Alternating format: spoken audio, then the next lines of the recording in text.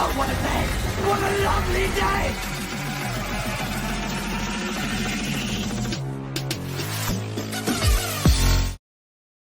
Welcome to Flat Earth Debate Uncut and After Show. I'm your host Nathan Oakley, and if you are new to this channel, or you've not done so already, then be sure to subscribe and hit the bell notification icon to keep up to date with the Flat Earth Debate. If you'd like to support this channel, there is a super chat that runs alongside each of these shows while they premiere, and there's also a PayPal, Patreon and crypto link in the info box below the video. Speaking of Patreon, I'm going to do a quick shout out to all of you who do support me on Patreon. So a massive shout out of thanks and appreciation to Henrik86, Muted, Dick Earth Skeptic, TheFlatEarthChannel.com, Chris Hillman, NA Literalist, Steve ALM, Maria Neelands, David Robinson, Unbelievable Productions, Blue Ridge Ranger, Rob H, Burn Fat Till My Stomach Is As Flat As the Earth, Nathan Thompson, The Real Gabster, Windrider, Missouri Bear, Liam Nedrick, Dank, Erwin Jennisons, Abraham Mohammed, David Rakia Gafford, Naibai, Joshua Balsimo, Adrian Quintana, Skeptic936, Life is Short, Fireball X, Felix Hung, Texas Mike, Edwin Johnson, Godrockin, Kirsten Smith, Tina Baker, Alexander Main, and David Wayne Foster. So another massive thanks to all of you for supporting me on Patreon. Now, I do believe we have a couple of people in the G Plus panel. Quite a whole bunch of them, in fact. So I'll raise the mic and you can enjoy their dulcet tones while I set up for today's live show. I think they were just cutting into cigarettes too much. Jewel had a lot of commercials. Did Jewel? I don't watch TV, man. I'm clueless on it. Jewel went all Steve Jobs, didn't they? They were like the owner was like the Steve Jobs of the addictive chemicals industry. Morning, Nathan. Morning. How are you? Very well. Right, Nath. I just heard that Spurs chemo thing with the PhD guy this morning. I was getting a little bit infuriated. Okay. Call Why? them flat Spurs did earthers. an excellent Got to job. figure them twice as dumb as they are. That's it. That's what Rumpus said.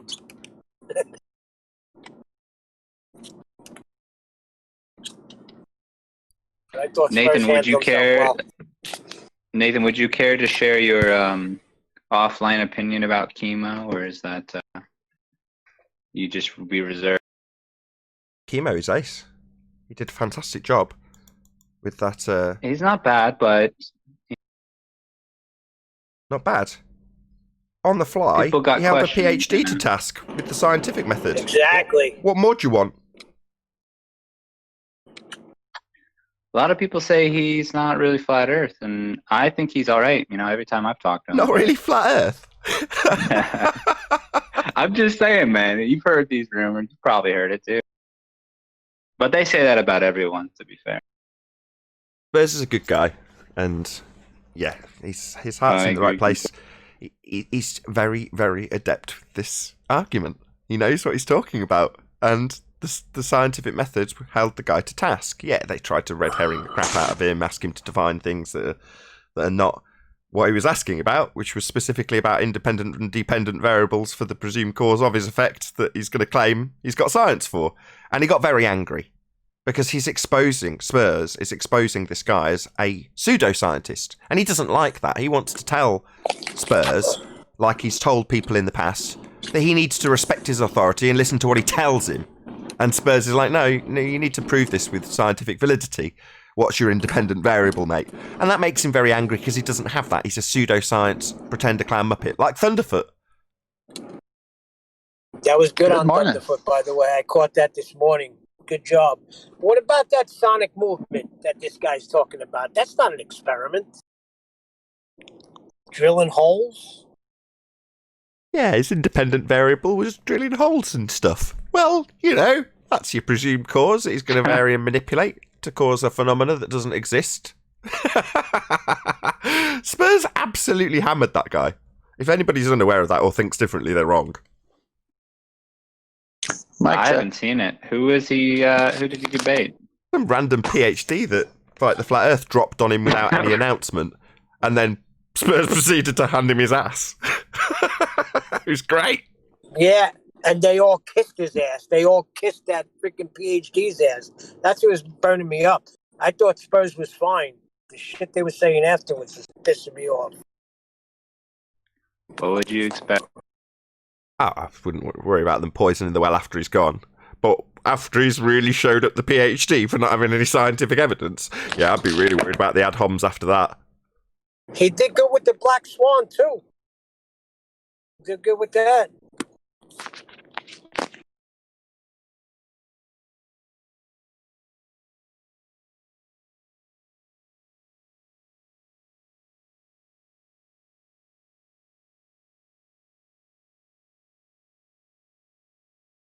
So, you all saw my Thunderfoot video then, I take it? I saw Thunderfoot's video. He sure pulled up a lot of old videos of yours. Yeah, man. Went back to an interview with Cammy and then strawman me with an interviewee that I'd had on. It's like, all right, so Cammy's opinion's my opinion, is it? Her being interviewed by me makes her opinion mine, does it? Nice strawman. He didn't like any of your new videos, I don't think. No, he didn't. I didn't see any of the new videos. No, he just went back to old stuff. But that's fine. It doesn't make any difference. I've been saying the same thing for quite a long time. So it really doesn't bother me that he's used old videos. What I do like is when he says, this here bonded ball is like an unbonded gas. Because he's basically a fraud salesman punting nonsense with lies. So rather than actually explaining to people how gas, like the helium he detailed, works, he lied. Either he's completely incompetent or a liar. Let's not just peg him a liar. He might just be really, really stupid. This is Thunderfoot, by the way. Thick as shit. That would be to say that you would tell somebody that gas behaves like a bouncy ball because you need to sell them something. That's gravity. Something he's under the misapprehension is a force because of this Cavendish quote-unquote experiment. Yeah, it's not. That's 105 years out of date. Also, gas doesn't behave like bouncy balls. But if you're a retard or a liar, you'll tell your audience when you're selling them gravity because he's just a salesman, punting lies like all the people he debunks. He's going to make up nonsense about it behaving like a solid. So at a fundamental level, either Thunderfoot thinks gases behave like solids, making him more stupid than a 7-year-old, or he's a liar and a fraud like all the people he debunks. Now, it didn't take much effort to poke this clown, did it? For him to start clowning and lying and being a fraud about his product he's selling. That's gravity. So that he can get around a second law of thermodynamics violation. I also noted that when he's debunking people who are selling products like vacuum chambers, they get a practical demonstration to debunk them, whereas we get wiki parroting and him telling us to imagine that gas is like bouncy balls. Right, clown show, Thunderfoot? No, mate, that's just you being a fraud. Or a retard. You let me know in the comments which it is. Fraud, like the people who claim their products can do things they can't. You know, gas behaving like bouncy balls, fraud. Because he's selling you something, gravity is religion. Or thick as shit. I don't mind which. And it's good fun to laugh at Thunderfoot for being demonstrably stupid. Because he is stupid. He thinks bonded solids behave like gases. Nah, when you're going to make a video about me and talk about helium in it, expect me to show helium. Defying every stupid word you've said. Good morning. I would have thanked him for the advertisement. Oh no, I'll thank him for his stupidity. Good morning. Good morning. Can I get a mic check? Neil check for 10th man. Neil check. Thank you. I had to turn it on and turn it off. I was going to comment on what the guy said earlier. That rumor that Spurs is truly a baller in disguise. Well, That's is a hysterical trick. to me. Well, hang on. It's Well, they'll actually always not say it. as. Let me finish, please. It's not as clever as they think, because see, when they lose to Spurs, their only excuse is he's really a baller, and he didn't really get me.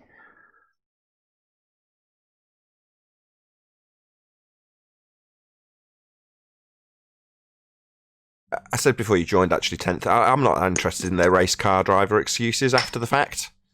Oh, well, the brakes were fading. Oh, well, Spurs is really a baller. Nah. Your man got his ass handed to him and he got really angry about it. It was really funny. Like Thunderf00t saying that gas is like balls. Well, but that's my point. My point is, if he's really a baller, then his own side gave it to him. And since he's not a baller, then the argument gave it to him. But they can't die to the argument. And, that's the whole point. That guy was resting on his diplomas and his authority.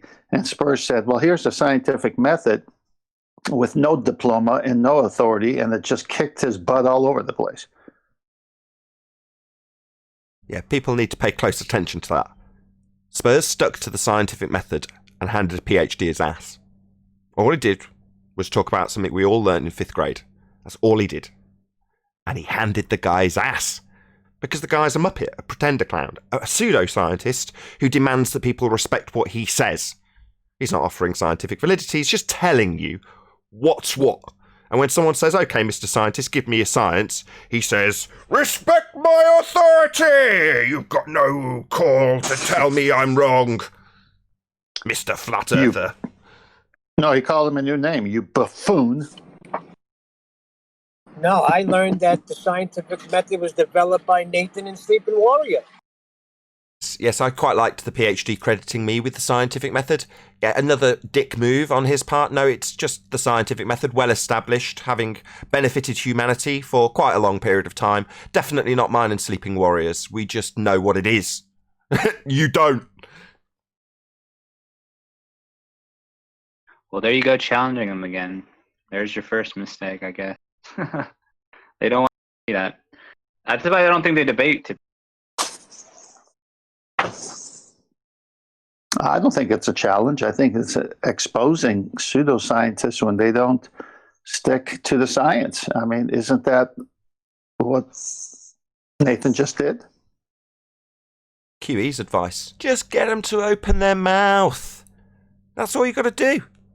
If they've got a heliocentric worldview and think they're a scientist, they are going to embarrass themselves at the hand of flat earthers every single time.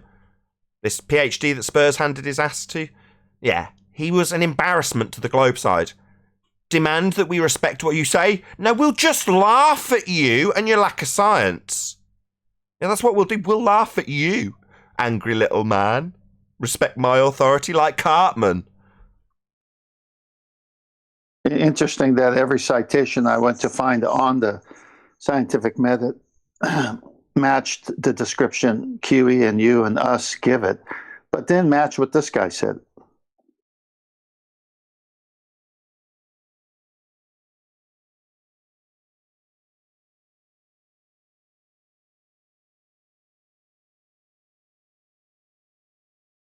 One of the things I was thinking about yesterday is I think if we all could at least start agreeing on terms, agreeing on the method, we could get a long way in this discussion. But as soon as we kind of nail down on one side, they have to totally opposite the other side. So nothing can ever really get done. You know what I mean? So we always kind of talking past each other, not at each other, or not to each other, because we don't have the same definitions. We disagree on what science is. So nothing can ever really truly advance. You know what I mean? Because we never can. It never will. Paul, you're right. Because if they're pitching pseudoscience, then the terms have to be hijacked and re-modified to fit what they say. But if you go to the terms themselves and get the root words and actually use semantics, the way we communicate, they lose every time because someone is not telling the truth here. And the words expose it. When you go to the words and what the words mean, the words expose who's not telling the truth. When they say it means this, when all citations say otherwise, we know they're the ones who are lying about those words and their meaning.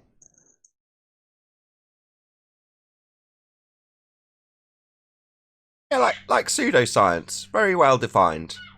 A claim of science where there has not been an application of the scientific method. That would be pseudoscience. So once you understand what the scientific method involves, and then you see people like Thunderf00t saying, this is science, when they talk about the Boltzmann formula. That's not science, you moron, that's maths. It doesn't have any practical demonstrations or examples. It's just how you calculate and then reify mathematics. And call it science. No. You need to learn the difference between science and maths. as I correctly identified with Thunderf00t, he doesn't know the difference between calculating things and establishing cause and effect with the scientific method. He thinks that maths is science. He literally said the Boltzmann formula is the most important thing in science. It's not science, you complete retard.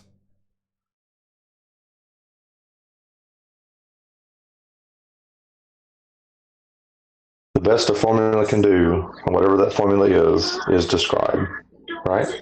Yeah. Maths describes, science explains.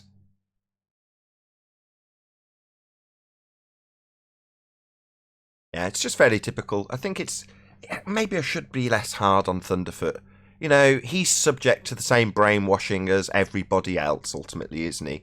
So when he's typically going to give practical demonstrations and show how people are wrong when they make claims, when it comes to his own religious beliefs and his own claims, he can just use circular reasoning. Well, of course the sky's a vacuum. Look at the sun, it's a burning ball of gas in a vacuum. Now, that's not me assuming that the sky is a vacuum to prove the sky's a vacuum. That's my fundamentalist zealotry coming out in spades. But that's what they do. They point a light in the sky and say that's a burning ball of gas in a vacuum and it's not dispersing. Therefore, what? The natural law that is the second law of thermodynamics doesn't apply to the Earth? Yeah, it does. Entropy's real. Now, well, that's because they're asserting gravity, right? Yeah, of course he's asserting gravity. He used 105-year out-of-date rhetoric. He used CV Boy's Reverend John Michel Cavendish gravity to assert that mass attracts mass, and therefore gas would need an escape velocity to overcome this force of gravity. Oh, right. No. That's 105 years out of date. Gravity is not a force. Pseudo-Ramonian force space bending conceptual mediums of space-time, as described by Einstein in mathematics. Merely a reification fallacy. But Thunderf00t doesn't understand the difference between a mathematical reification and scientific validity. Like I say, he even calls himself a scientist. He's just stupid. He wouldn't know science if it slapped him in the face.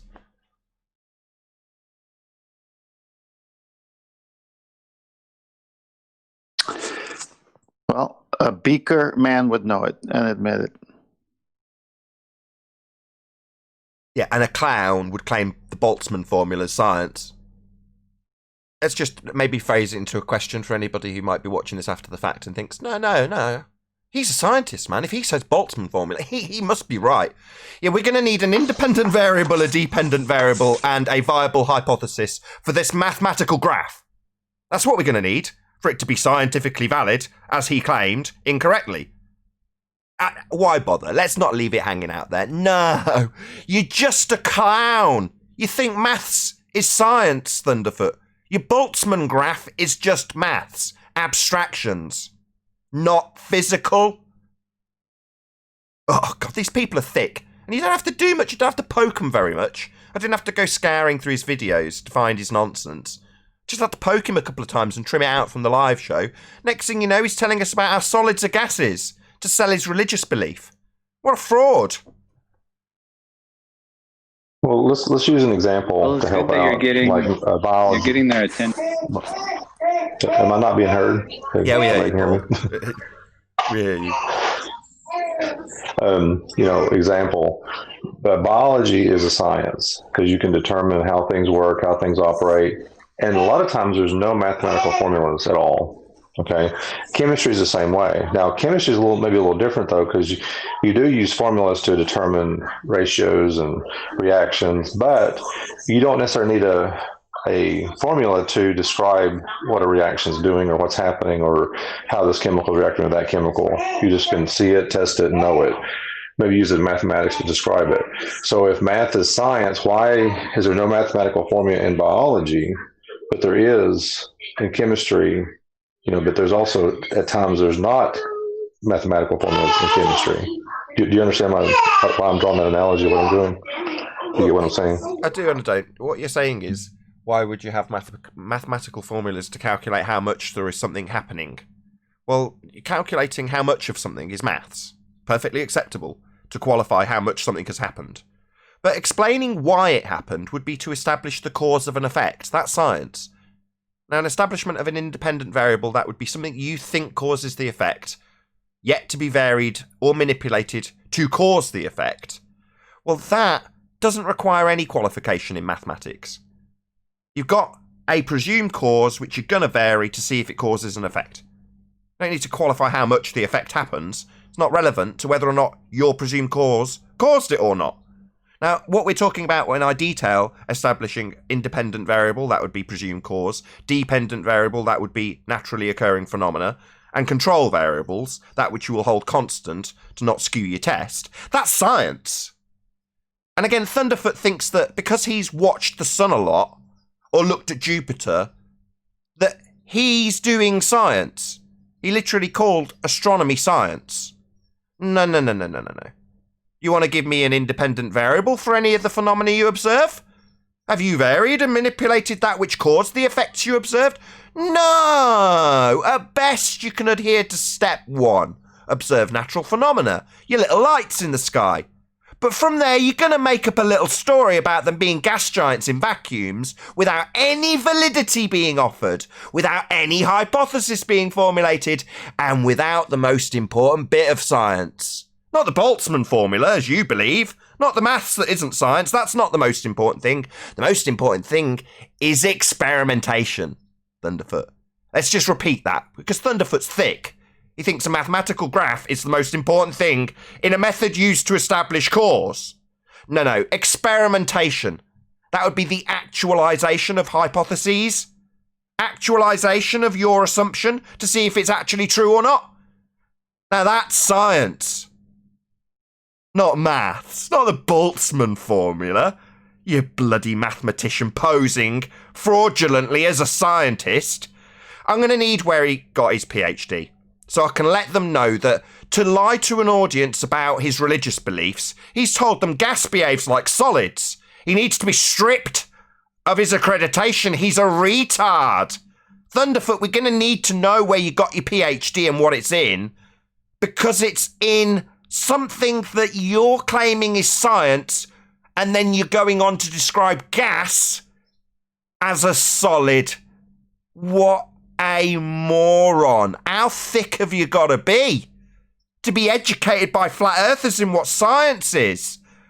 Now, meanwhile, he starts out his video about me ad homing the crap out of me, another logical fallacy employed by morons. Don't attack the argument, attack the man. And how much he earns on Patreon, because that's relevant to a demonstration that violates natural law, isn't it, Thunderf00t? Now, that would be a logical fallacy you've employed.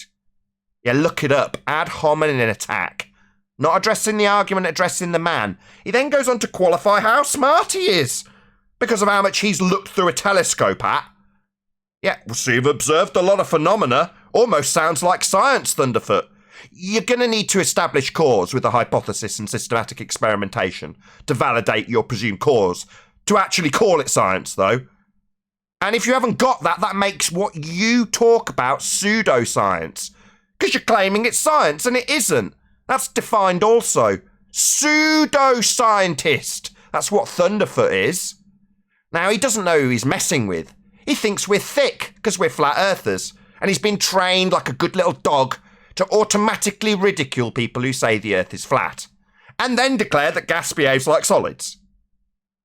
Because he's under the religious aspirations of globe earth, and they take over and make people sound stupid. But they feel it's necessary to say that their opponent's stupid automatically when they declare that gas behaves like a bloody bouncy ball. Gas is like this solid thing. Yeah, if you're going to do that, don't mention helium in your video, because I'll completely humiliate you by showing what helium does. It doesn't fall down, go boom boom with a single vector, as asserted with gravity. Oh, that would be net force 0, according to the bullshit we have. Net force 0, right? No, not a force. But you're going to tell me you release stuff having detailed what helium is, and your claim that you've done spectroscopy by looking through masses and masses of different materials? Yeah, you clearly didn't know us very well. We've got a PhD spectroscopy expert on our Ballbusters panel who details how spectroscopy works and what a complete sham stellar spectroscopy is. Now, given that particular ballbuster, that would be Dr. John D, PhD, spectroscopy, has exposed the complete clown fraudery that is a claim of a gas giant being the sun, because it's not in any way scientific, not in any way controlled. Looking through everything else. Real spectroscopy has controlled circumstances when they study. Now, you can't do that with stellar spectroscopy. It's an absolute joke. But you need that sham to affirm your religious belief in gravity and sky vacuums and helium-based suns. Well, unfortunately, you're tangling with people who do understand what science is and will expose you as a complete clown when you declare that looking at lights is science and bouncy balls are gas. No, mate, it will just show what helium does and laugh at you for being a complete moron. So Thunderf00t, I'm telling you how stupid you are. We're laughing at you, bouncy balls of gas. You learn what an intermolecular bond is, you complete retard.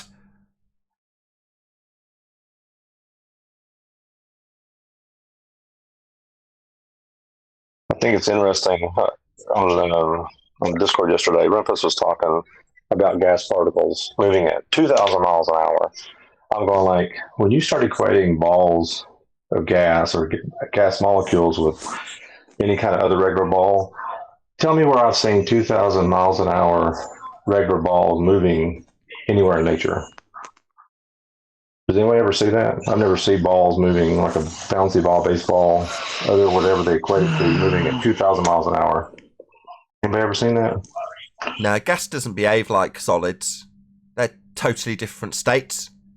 So to assert that gas behaves like a bouncy ball you've dropped in a tank that's empty, and that's analogous to gas that we have in our atmosphere, oxymoron number 2, atmo, air, sphere, shape. No, gas doesn't have a shape, it takes the shape of its container. He also talked about the force you exert over an area. Per unit area. Area of what exactly? Oh, that would be the area of a container. But of course, while he's showing Earth in CGI rendered form violating natural law, he also says it's really easy to show atmosphere without a container. Oh, well, you're not showing that. You're showing a violation of natural law in CGI form. People are retards. But yet they think they're scientists. It's an absolute joke. It's an embarrassment, in fact. Call yourself a scientist. Do some science. The pseudoscience community has been insulated for years and years until the Flat Earth group came along and said, wait a minute, we're going to hold you to task on everything you've ever said, and we're going to use the Socratic method, and words do mean things. And the minute you do that, all the big boys, I'll never talk to a flat earther, they're below me. And then all the little boys, they think, well, I'll just get on the show and show those flat earthers something. And then they get walloped by their own science that they've changed into pseudoscience, and they have no idea what's happening because they've bought the paper mache lie. Yep. As I said earlier, people like Thunderf00t will go to the nth degree to debunk somebody who's made a claim. But yet when it comes to their religious belief, they'll tell you to use your imagination as they lie to you about gas behaviour. Because they're just salesmen. They're selling their religion. They're like Jehovah's Witnesses. They're going to knock on the doors, and he's got 100,000 doors to knock on, his audience, to lie to them about what gas behaviour is. Lie to them about what science is.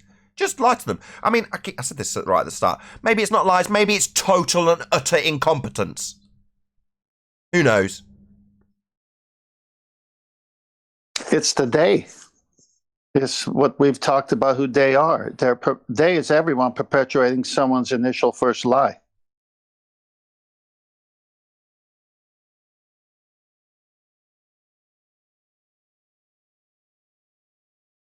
How can you have gas pressure without a container?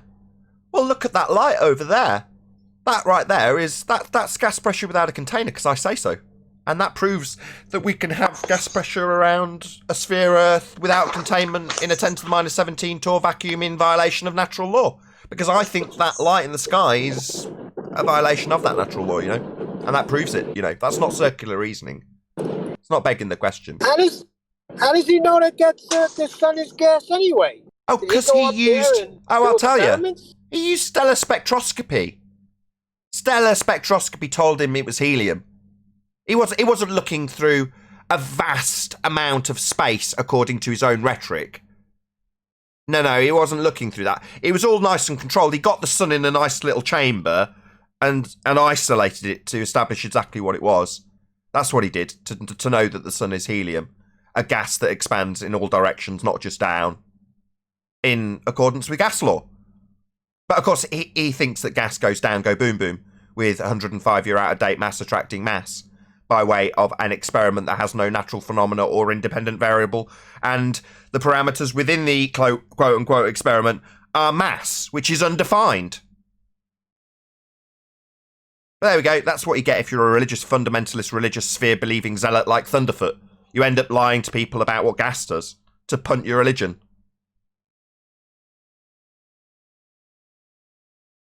Good news, he's out there debunking people who are smashing iPhones. We're debunking people who lie to you about the nature of reality. People like Thunderf00t, who lie to you about how gas behaves, so he can have his sky vacuum. Well, I think you tore him apart without going into the violation of the Sachs law of thermodynamics. Right on.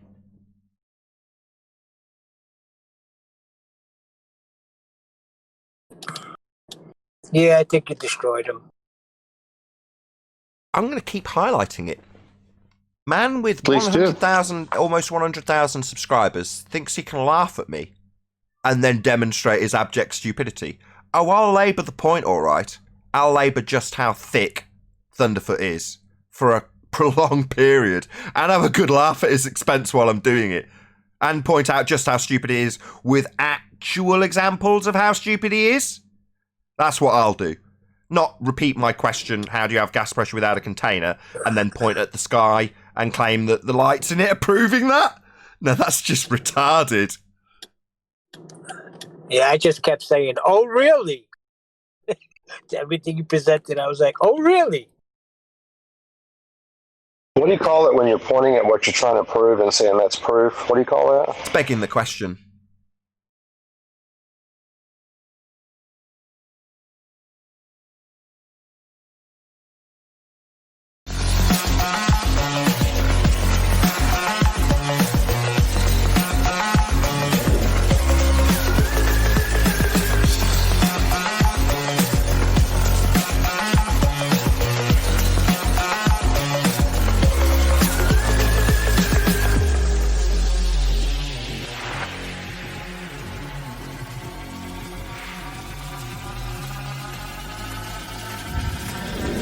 Oh, what a day!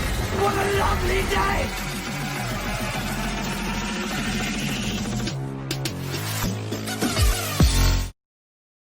Welcome to Flat Earth Debate Live. I'm your host, Nathan Oakley, and if you are new to this channel, or you've not done so already, then be sure to subscribe and hit the bell notification icon and join button if you'd like to become a Nathan Oakley 1980 channel member and keep up to date with the Flat Earth Debate. If you'd like to support the channel, there is a super chat that runs alongside each of these shows while they are live. There's also a PayPal, Patreon, and crypto link in the info box below the video. Most importantly, if you'd like to join the discussion, simply mute the page you are currently watching, then click the link in the info box below this video to join the panel and express your views on the nature of Earth. If you do join, please don't swear. If you do, you'll be ejected, and if you are, please don't try to rejoin the stream using sock accounts. You'll be warmly welcome back on the next stream. Please also share the show on social media. Sharing the show obviously increases the live audience, but this in turn increases the chances of a more diverse panel, so please share the show on Facebook and Twitter. And one last time, if you're new to the channel or you've not done so already, then be sure to subscribe, hit the bell notification icon and join button to keep up to date with the Flat Earth Debate. Now, we are joined by 10th Man, Paul Hall, Chocolate Sane, and a whole bunch of people in Discord, so welcome one and all. Good morning, everybody. Good morning. Good morning. How's it?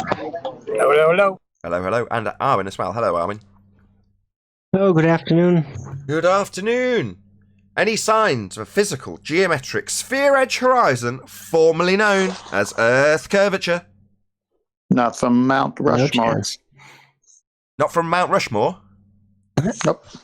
Hey, I want to getting set in a precedent. special audio advertisement for I want to set audio a software. precedent. Sorry. Sorry, what about the president? Not from Mount Rushmore. I'm setting a precedent. You're setting a precedent. Boom, boom. I don't know. I'm going to ask Thunderf00t that question. What, any evidence of a physical, geometric sphere-edge horizon formerly known as Earth curve? Yes, I'm going to ask him that question. Well, it depends. He might just turn tail, cut his losses. That would be a very sensible thing to do. However, if he continues to engage with us, he may learn about the reification fallacy that is geometric sphere Earth mathematics, and how they've been debunked by the Black Swan. Well, he likes math, so I figured that's going to be one he's going to jump right in on. Yeah. Well, as I said in the pre-show, we've got to take every opportunity during this show to have a damn good laugh at how stupid Thunderf00t is. Now, given that he hasn't actually commented on the geometric sphere-edge horizon, he did mention the transit of Venus, though. Now, that's utilised by way of Kepler's third law of interplanetary motion, and an assumption that Venus has the same R value as Earth. The assumed value we debunked with the Black Swan, as I mentioned earlier. Well, Christian Huygens assumed that Venus, that light in the sky, had the same radius value as Earth. Wouldn't you know? Just an assumption. Same as the assumption that Earth has a radius value. Unfortunately, though, that's been debunked. We do not see the geometric horizon, even though it used to block boats and buildings.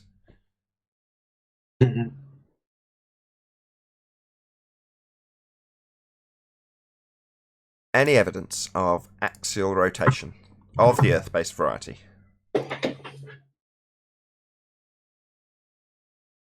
No, our census would tell us if the Earth-based variety rotation was happening. Just like it tells us when we're in a car or on an airplane or on a train or anything that's moving, we would know.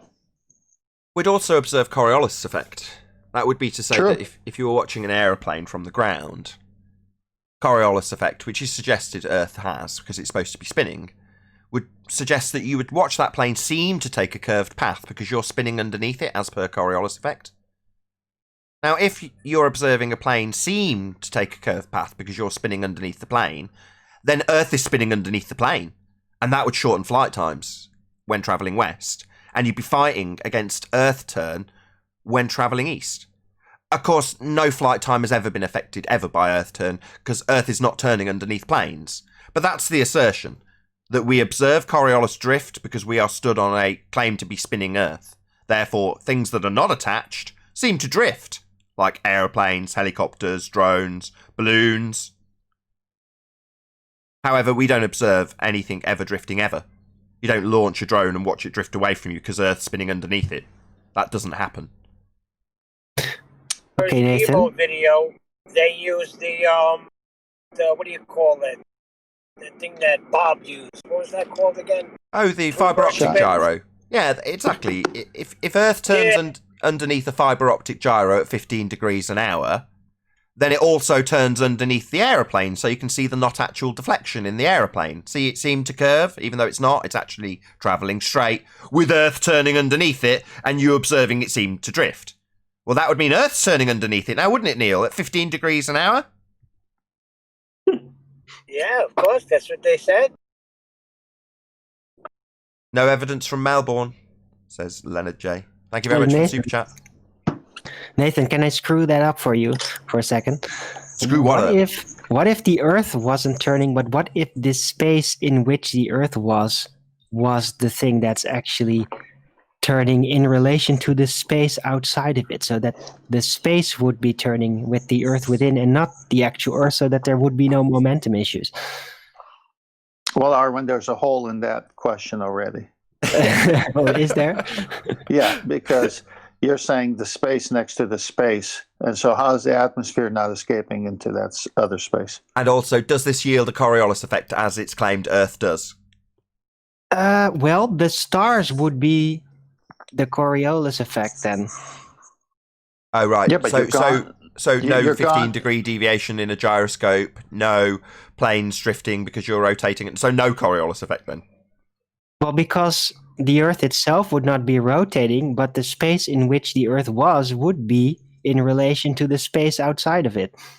So Right, how but- come the gas pressure stays in the first place? Yeah. Before we get on to the That's second not, law, we hold were on. talking about turning. No. So, given that would be the example, then how would you explain Neil deGrasse Tyson's example? So, a ball is kicked, according to Neil deGrasse Tyson, and from the stand, you see it seem to curve. Like my example with the aeroplane, just with a ball leaving the ground rather than an aeroplane leaving the ground. He says it seems to curve from the stands and go through the goal because Earth turned underneath it. But your example wouldn't yield that effect, would it, Arwin? He just doesn't understand. He's basing that on faulty old assumptions, just like all those weirdo gravity believers still think Newtonian gravity works and all that. He's still operating on the old ways. Oh, the old believing in a globe Earth ways, where globe Earth gives you Coriolis effect. Yeah, he believes in that nonsense. It's not demonstrable in anything beyond his football example, but there we go. Shout out to Neil deGrasse Tyson. Shout out to Al Junkie, who says, 9 miles visible from 1 Thunderf00t height. Hashtag Mifa. Also, shout out to Rakia Life.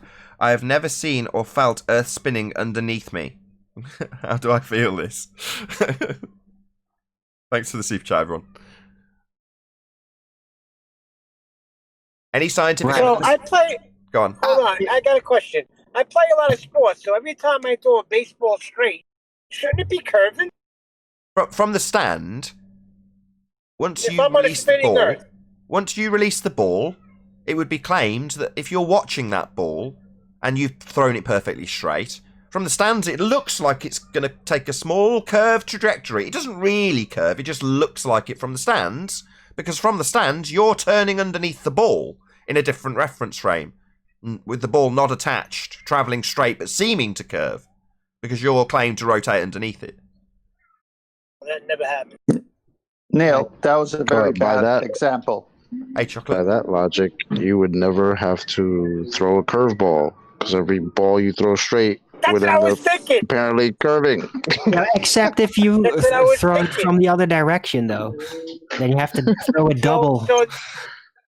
So the Double best curveball pitcher was actually applying Coriolis. No. I love you. I love you, Neil. No, stop. Right, no.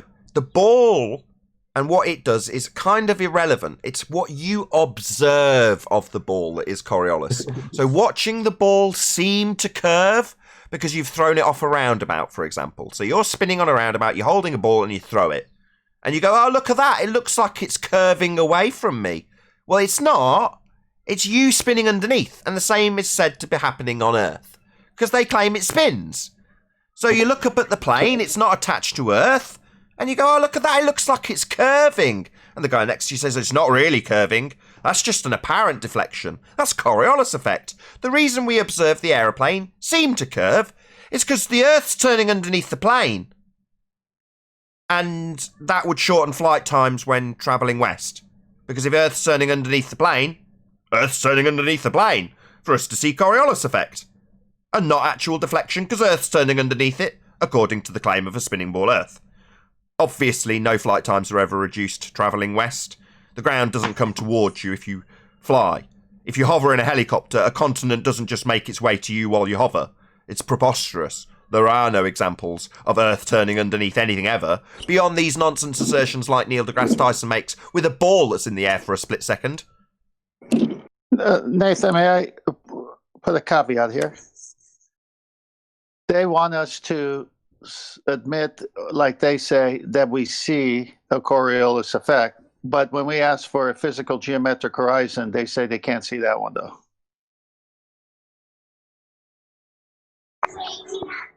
Yeah, we have a constant battle with people asserting by the high priesthood of heliocentrism that we should, for example, see Earth curve. And here's the geometry to measure it. And then we point out that you can't measure a geometric sphere edge horizon. And they tell us, that's correct, we can't see it, it only exists in maths.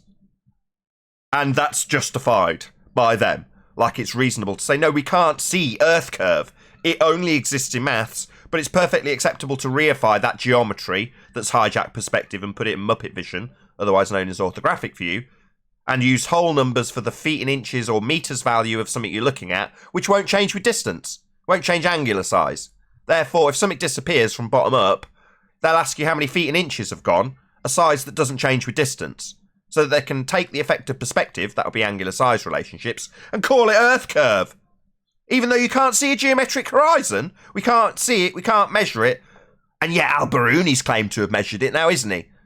And when we put that to them, they say, well, he was trying to measure it. He came within 5% of a point that you can't see and can't measure, don't you know?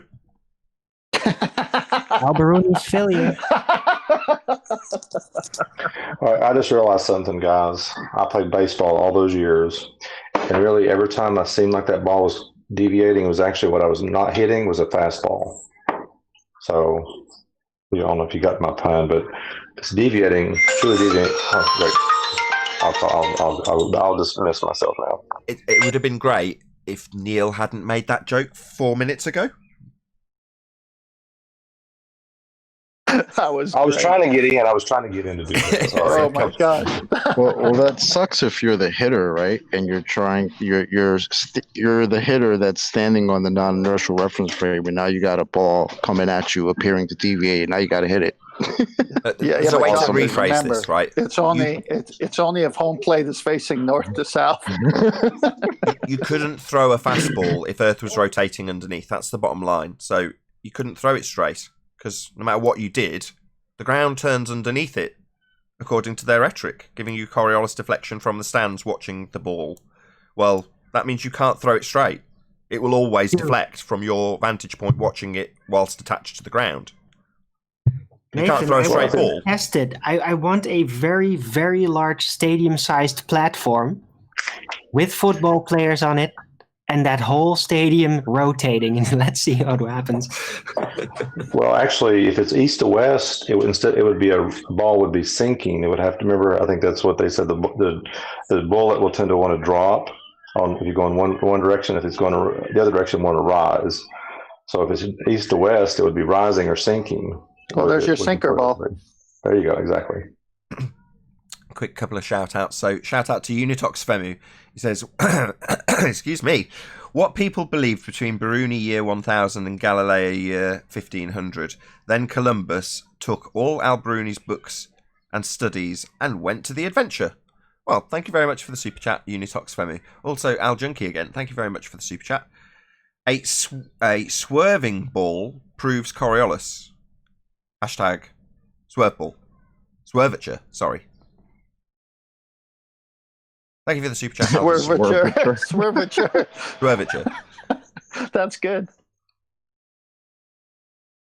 Are we done with this? Go on. Who was that in Discord? Neil. Neil, you're just causing background noise. Can you pop yourself on mute? Sorry. That's okay.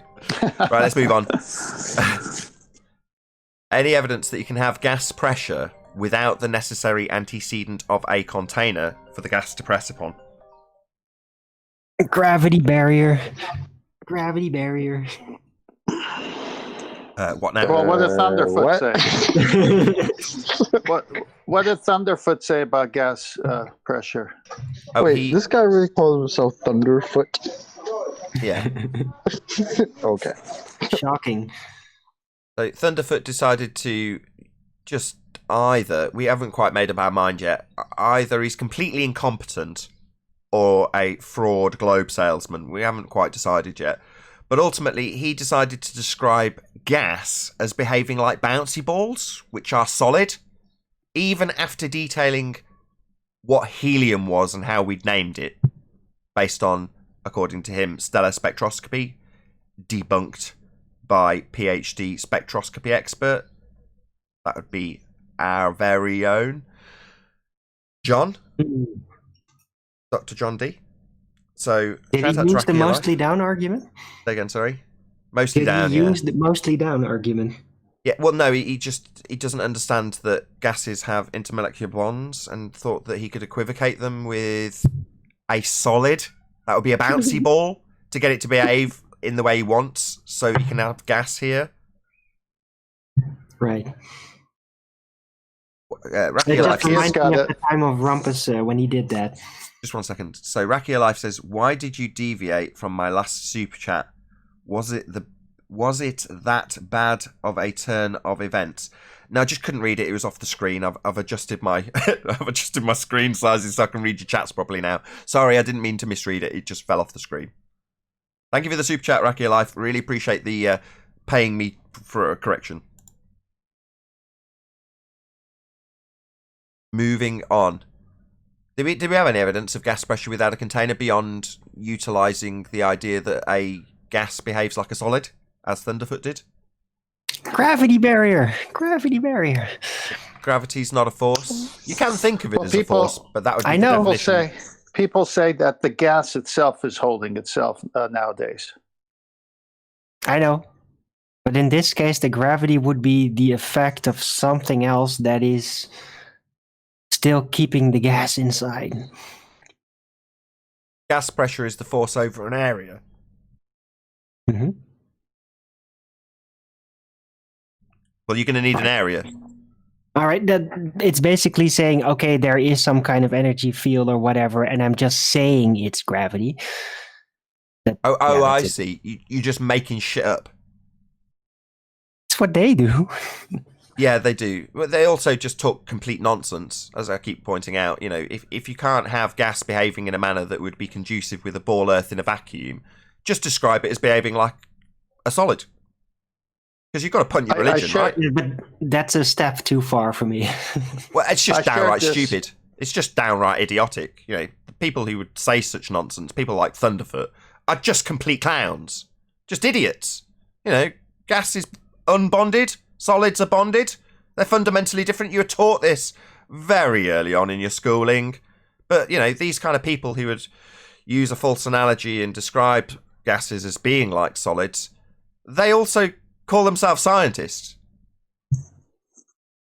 Nathan, I had this discussion the other day with two gentlemen on my property about gas pressure without a container. And they were tracking with me, and then they said, okay, hang on, what about this? And they proposed that there are different gases in the vacuum of space than the gases that we deal with here on Earth. So maybe they behave differently and they can stick together. So then I said to them, so what you're saying is gas behavior is different in a place that doesn't exist because you're assuming space? And they said, well, hang on, let me finish the story. So then I said, what happens here when you put gas in a vacuum, when you introduce with an opening of a valve into a vacuum, what happens to that gas? I go, it fills the available space, right? I go, so why isn't that not happening with Earth in next to that space? How come our gas isn't escaping, let alone the gas you think is different somewhere else, which you wouldn't know because it's a violation of the second law of thermodynamics, and that kind of took care of it. Yeah, Thunderf00t took a similar approach, so he begged the question and said, well, basically, I believe that the CERN and Jupiter are also standing in violation of the second law of thermodynamics. Therefore, I've proven that you can violate the second law of thermodynamics and we can have gas pressure without a container here, because I believe that light in the sky violates that very natural law, never to be violated, inviolable, applicable always. Can I say something? Yeah, go ahead. No, I'm first. Then you. Hold on, Neil. Go ahead, Darwin. Go ahead, Owen. Right, no, what I got. Come on, Neil. What I got hung up on is that somebody's claiming, gas.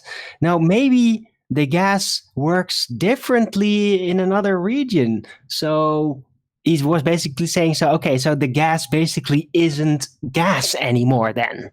That's what I got out of that. Yeah, he's saying gas doesn't behave like gas. You know, gas law, it doesn't behave like that. Second law of thermodynamics, it doesn't apply to gas. Because gas is behaving like solid. It's that new power level of gas, like super gas or something. I think that's called plasma. Super bonded gas, otherwise known as a solid. Yeah, I mean, like This may not be good, but it's a trans Okay, back to gas Neil. particle. Oh, Neil's turn now. Go on, Neil. You've waited I just long enough. wanted to say, the other day you were talking about how if you bring a normie in, they'll start to short circuit. I've seen that happening to my son. I've had him with me the past few days, and I see him just short circuiting. It's actually really funny. Talking of your son. Any evidence of the distance to the sun?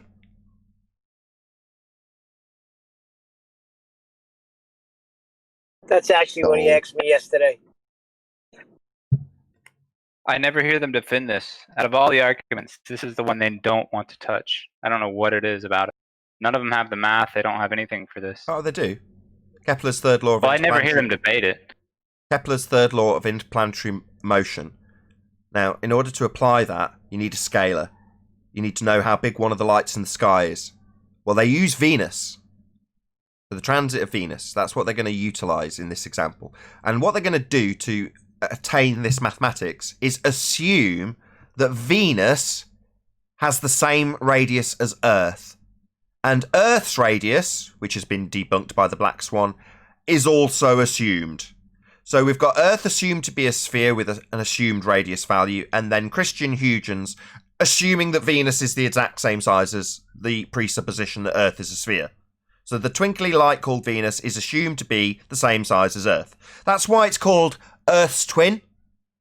Not for any other reason that Christian Huygens arbitrarily assigned our R value, that was a presupposition to begin with, to that light in the sky, so he could apply Kepler's third law. So they do have the maths So for it's it. not science. It just requires a It's not lot of science. assumptions about the R value, which we've debunked. And that's why they don't debate it, because they don't want to debate all those assumptions that even in their model they have to make. Yeah, it's So very there quick would to be say. Because it makes Assumptions them if feel a you little measure silly. Shadows. Because we've got a very quick route to the origin of the assumption when it comes to Venus. So how do we know Venus is the same size as Earth? Well, Christian Huygens assumed it. So that's the end of that argument. So it's not science, right? No, it's just an assumption by Christian Huygens that a light in the sky is not only spherical, but has the same radius value as a presupposed radius value for Earth as a sphere in a vacuum.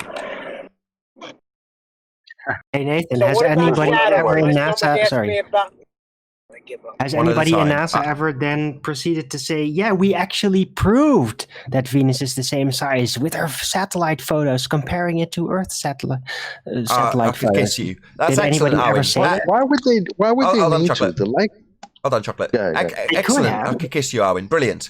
Oh, so they might claim that they've now taken measurements. Where would the satellites that might be claimed to have taken this measurement? Where would they be? Where would they be operating exactly? Next You didn't go high question. enough. please. Not next question. Play along, Owen. Come on, don't be like that. For the audience's benefit, when Arwin puts something preposterous that's clearly a ball-tard claim, right? When I actually want him to go through the bit where he loses, he doesn't like doing it, even as a pretend ball-tard. He doesn't want to do it now, does he? Clearly. Come I'm on, a very play along. serious actor. Come on, play along. It's when you do the high pitched. Where are those satellites supposed Let's try to be again. Let's see if it works even He higher. doesn't like it. Let's just try it once more. Arwin, so where are those satellites operating again? There's one other. Don't forget, there's one other way to figure out Very the distance to the high up sun. in the gradient. No, they claim to be in a sky vacuum in violation of natural law now, aren't they? You taking piss on me, Very, Nathan? very thin air. No. You I don't. idiot! Not at all. I said the other way that they have to do the distance to the sun is you have to know the distance to the moon, and you have to measure the sun at the solstice over the horizon. Think about that one for a second. That's the other way to measure the distance to the sun. There's two assumptions in there, two problems in there, so you guys can figure out. Wait! Don't you need a radius for all of that? Yeah, you do, yeah. Black Swan, baby. Shucks. Yeah, that does suck. But you got to know, how do you verify the distance to the moon? And also, how do you know that the moon is disorbiting the Earth? And also, isn't the horizon refracted? There's all kinds of problems with that one. Yeah, there's all kinds of problems, but the main one being, how do you know you're experiencing an orbit or an orbital path of the moon? Well, that's just a begging the question fallacy, isn't it? I know it's falling around Earth as a sphere. Oh, right, that's just an assumption of your outcome, though, isn't it? Orbits is a begging the question fallacy. As soon as you hear the word orbit, you say you're begging the question, because they are. Yeah, what's an orbit? What's an orbit again? Oh, a presupposed trajectory around a sphere, Earth in a vacuum? That sounds pretty much like you're assuming your outcome there, my friend, with the word orbit. Yep.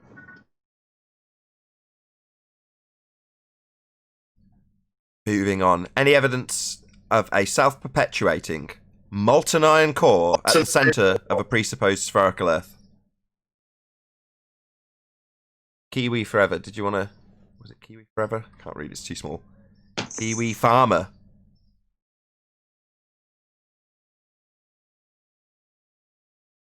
Hello, Nathan. Oh, just PhD Tony. Just thought you'd introduce a whole load of background noise while I was talking. Thank you for that.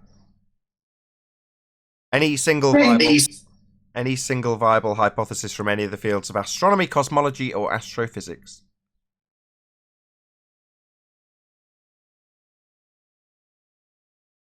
Don't all go at once. No. I thought Discord Tumbleweed was going sound. to pipe in, but they weren't. So if you are, by any chance, like, I don't know, Thunderf00t, Becky, people like that, and you are under the misapprehension that you're doing science, all you need to do is provide us with a viable hypothesis to defend this next statement.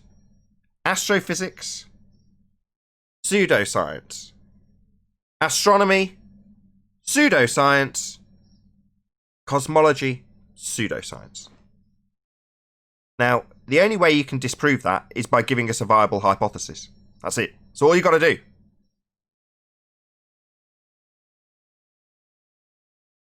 Right, I'm going to shout out a couple of super chats. Sorry, whoever was about to start. DJ Neo Shaman, thank you very much. I disliked Thunderf00t's video. Good deed done for the day. Hashtag. Thank you. Next. Very good. Thank you very much indeed for the support, DJ Neo Shaman. Also, Godzilla37. Pride is the atheist's poison. Yeah, I agree. That's a very good statement, Godzilla. His video response to me was very prideful. And Quantum Eraser also said exactly the same thing. So yeah, I completely agree. Flat Earth is the cure. Unfortunately, the poison is easier to take. I like that. That's the best super chat of the day so far, Godzilla. Thank you very much indeed. So Nathan, you said something about cosmology and all that. So the reason it's not science is because the only thing they have in this observation, they can't go any further, correct? I meant astrophysics rather than cosmology, but there we go. Okay. Yes, you're right. What were the three? Cosmology, astrophysics, and astronomy. Right. So a dependent variable, the effect, or some observance of an effect. And after that, what can they do? Nothing. That's it. Just wait longer. Yeah, maybe claim that time is the independent variable. You know, use a concept where you don't have anything to actually vary and manipulate to cause the effect you're observing and validate it scientifically. They don't have that. They just have step one, observe natural phenomena. Sometimes they don't even have that. They just make something up without anything. So how do they know the sun is a gas? They claim stellar spectroscopy. Hey, Sleeping Warrior. Hey. Hey, Tony. Yeah, Owen. What's up? Riley, what up, man? Did we Because I was just gonna make a shout out because I saw your video about Spurs and Spurs destroying that PhD. He did really well, didn't he? Yeah, he did. Before we get into this, did we get through all the housekeeping questions? I lost track. Wait, I think we did, yeah. we left off at gas pressure without a container. No, we I think definitely had that. No, I think we concluded it. Yeah, perfect. We've concluded the housekeeping. Wonderful. Yeah, we need to take a few moments. Let's have an uninterrupted air. We need to take a few moments to praise Spurs. Because Spurs did fantastically for one reason. He stuck to the scientific method. And as a direct consequence, he handed a PhD his ass and got the guy very, very riled while he told him, like Eric Cartman in South Park, "Respect my authority! I have PhD! You listen to what I tell you!" The other good thing about it was, even with an attempt from Fight the Flat Earth to derail him with a sideswipe, which was something to do with, do you know the difference between acceleration and velocity, or something along them lines? Spurs identified that it was a sideswipe, brought it back on track, and asked him again, "How did you manipulate it?" And he lost his marbles. Well, they know that the guys know that they can't manipulate gravity, right? Even if they do think it's a force. So aside from the fact that it's the old science, it's not the current physics, he knows he can't manipulate it, and Spurs is bang on point. It's almost as if the guy was saying, "Who do you think you are knowing this information? That information is restricted only for us scientists." Yeah, that was the best part. How triggered he got. How dare you question my authority in science? When he's directly asking him about scientific method, and he can't respond, and the dude is getting pissed. It was great. And Fight the Flat Earth. Well, first of all, why does a PhD need fight the tight shirt to jump in for him? Are you kidding? Against a regular guy like Spurs? That's pathetic. He must have been Not around the best a is while. how Spurs kept saying, "Sir." Yeah, Spurs kept it nice, very cordial, and at the same time handed this guy his ass. You're the professor. I'm the student. I'm just asking questions.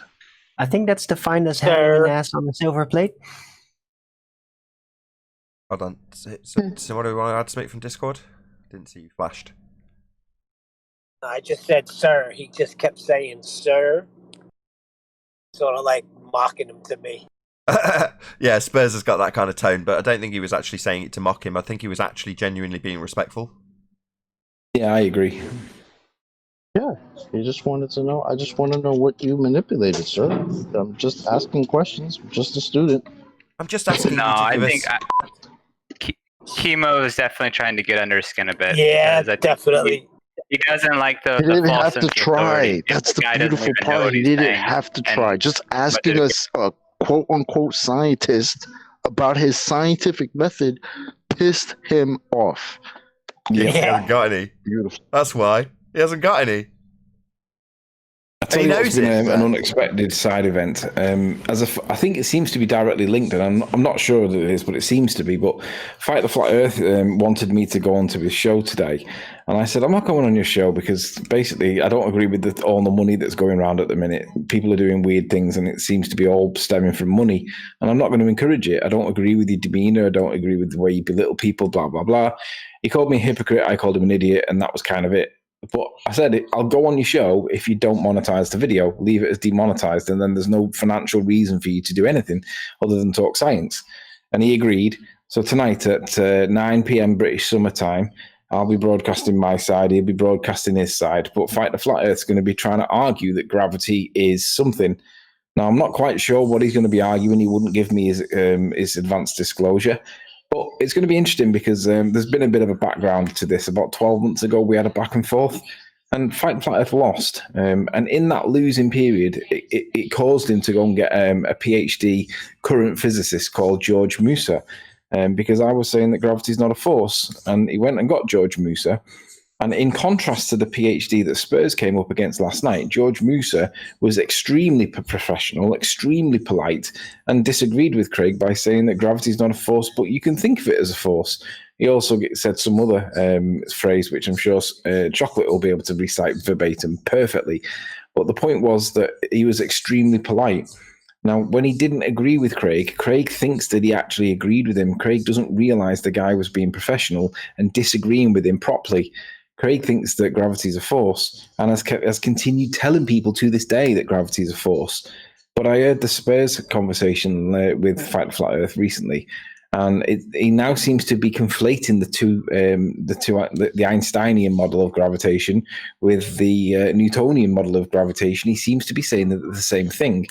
So if that's the angle he's now going to be going with, it's going to be really interesting. It's going to be a bloodbath, and it's going to be Fight the Flat Earth blood all over the floor. So make sure you tune in for that at 9 o'clock tonight.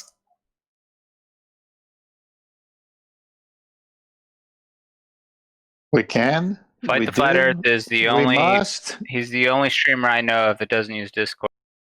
Because he challenges all these Flat Earthers, but he just doesn't use Discord. I don't know what it.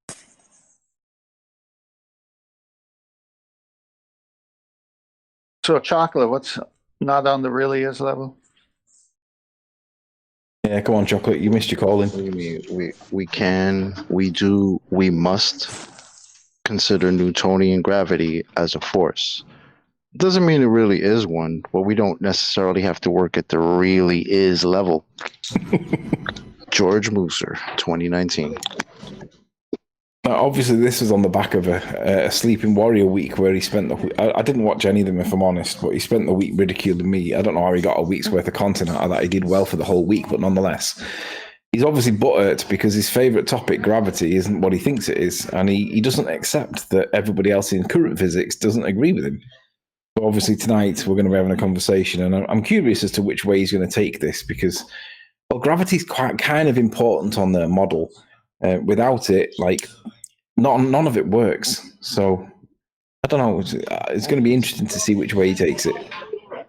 Right, that even during the course of that interview, he tells Craig how even Newton himself didn't consider it to be an actual force.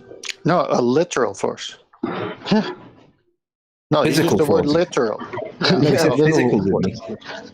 So all you got to do is just replay his show with Mr. Musser and say, why didn't you challenge him as you're challenging me now? All you got to do is say what Musser told him, and he's stuck because he never challenged Musser with it. I don't think he understood it. I think that Musser was doing the extremely polite thing, so it sounds like he's agreeing with him.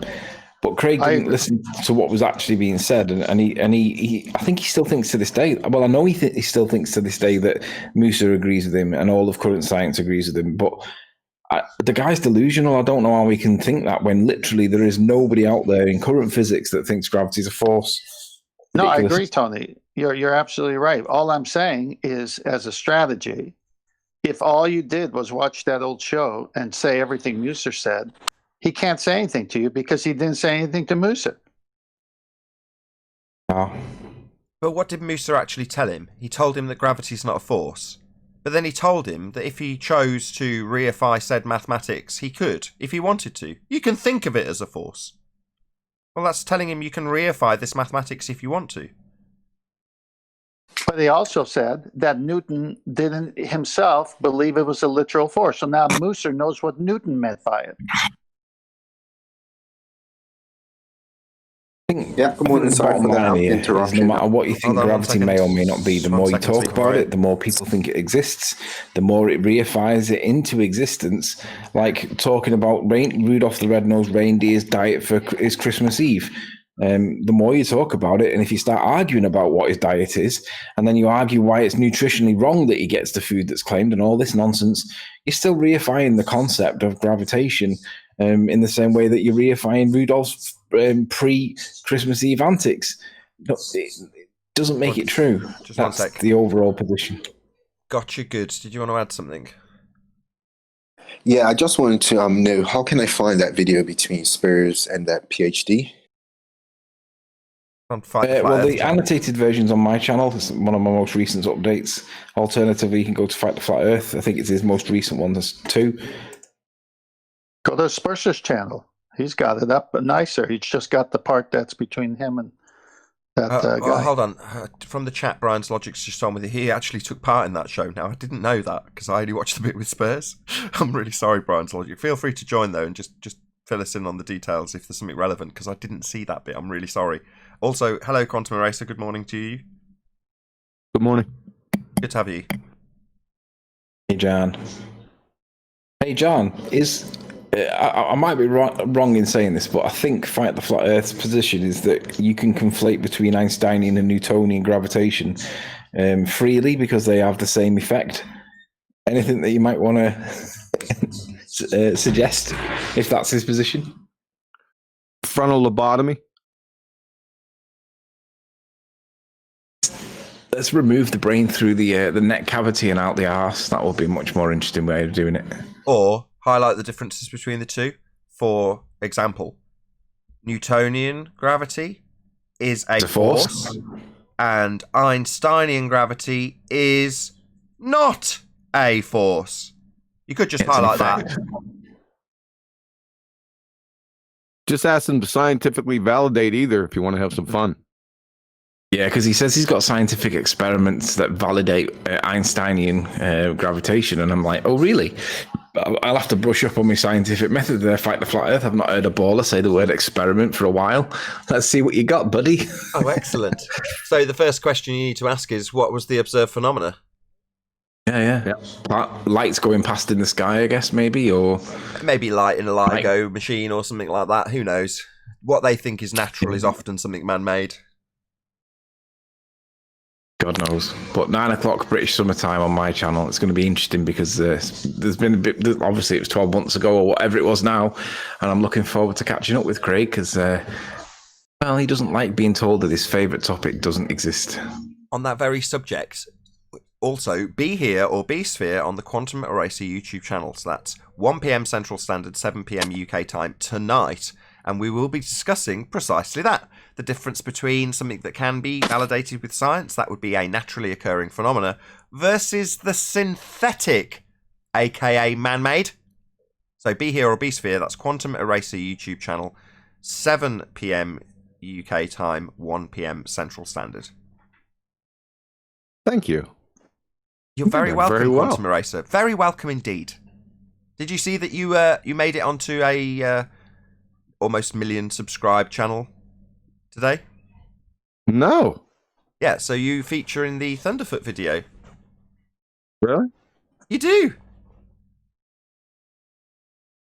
I must have skipped that part because I thumbed through it. I didn't see myself in there. Yeah, that's you point out that we've been asking for them to demonstrate the container without any containment. Huh. You have to listen. That was again. really nice of him. Can I thank him? Yeah, just watch his adverts.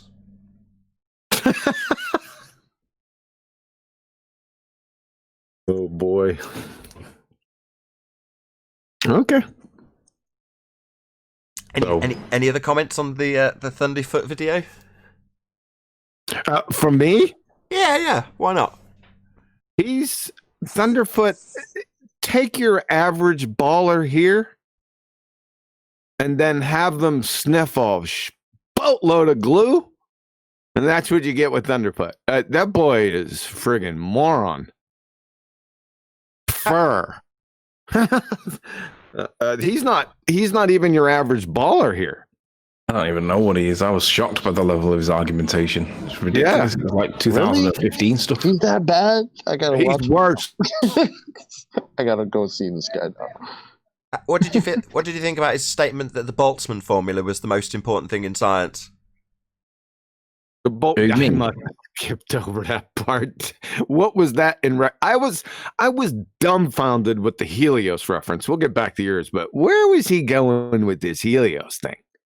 Oh, he was giving me a useful segue to show what helium does when he decided to describe gas that has no intermolecular bonds as being like a solid, completely bonded, in the form of a bouncy ball. So I just took that helium example and showed what helium actually does. That would be expands rapidly in all directions to fill the available volume. Also goes up in defiance of his 105-year out-of-date rhetoric about gravity being some sort of force. Jeez. I did like the power lines blowing to smithereens the helium balloons. That was great.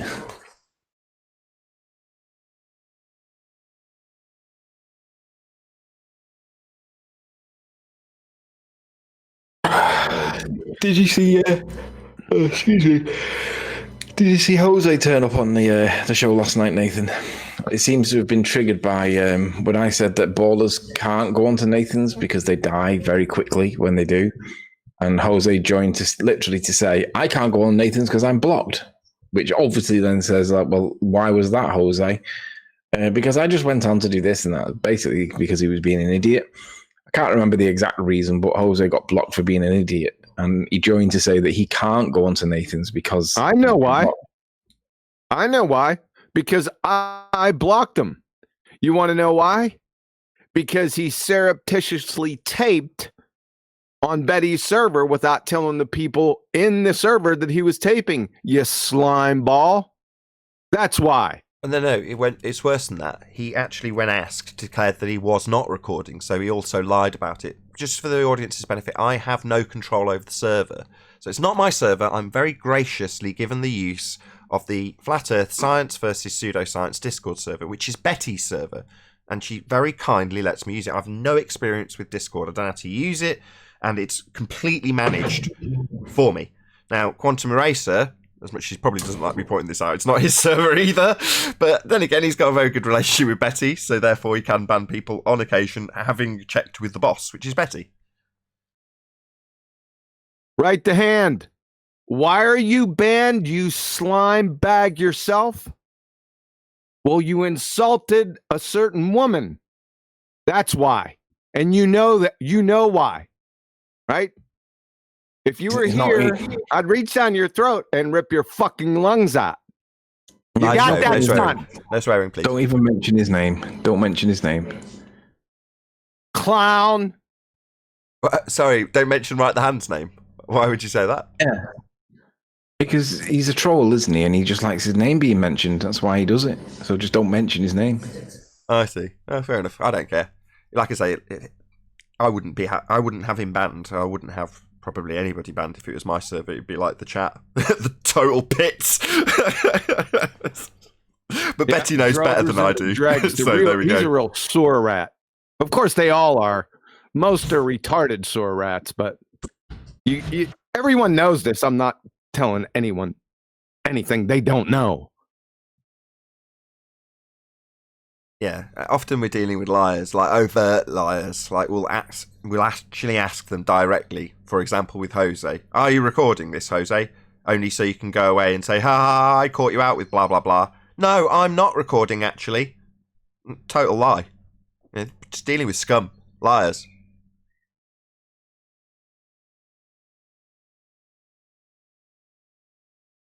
But what's more fun than dealing with the people who are actually part of the community, like Jose or Rumpus or Zanuck or any of the other overt liars that we have to deal with on an almost daily basis, we're now getting some engagement from people who are perhaps a little less savvy in the argument. Don't appreciate that we've actually got this all wrapped up now. We've debunked the R. The only thing you had, the assumption of an R value, we've debunked that. So the argument's over. It's completely untenable as a model. Heliocentrism's dead. But we're getting people like that involved now, like Thunderf00t. It's really good. As opposed to the complete clowns that we have to deal with normally. This was a rap 4 years ago. Now we're just laughing at them. Yeah, exactly. Now it's we're just hilarious laughing. Because the best of them has conceded that this nonsensical geometric horizon, aka Earth curve, only exists in the math. So where do the others have to go now? If the best has already conceded, and when I say the best, I mean, I say it loosely, but even he's conceded that it's only in the math. So where do they go from here? Oh, it's depression. I'm sorry, and then who's the acceptance. best? I didn't get a name. We do. we do. Oh, shit. The best of them, and I say. Oh, the best of. I got you. Yeah, you know what I mean. Well, do you not all see a changing of the guard here? They have run their course. They've lost every argument, and there'll be a whole new crop coming up. And Rumpus wants to be relevant, so he keeps popping in and out just to stay relevant. But he's done. He's lost every argument. He says he's never been wrong, and all we've asked him is to show Earth curve, and all he does is back our our statement from the beginning. It's perspective. Everything you see is optical. Everything that changes one day from another is based on atmo and what's happening in the air, with the water being cold or hot, or the air being cold and hot. And we can prove this left and right. And so all they've done is they've hijacked perspective and called it Earth curve. And we said, wait a minute, aren't you supposed to have a geometric edge? That should be your Earth curve, and it should be no more than 1.23 miles at a 1 foot observer height. Yeah, but you can't see it. So no Earth curve then. Can't measure so it. They've lost.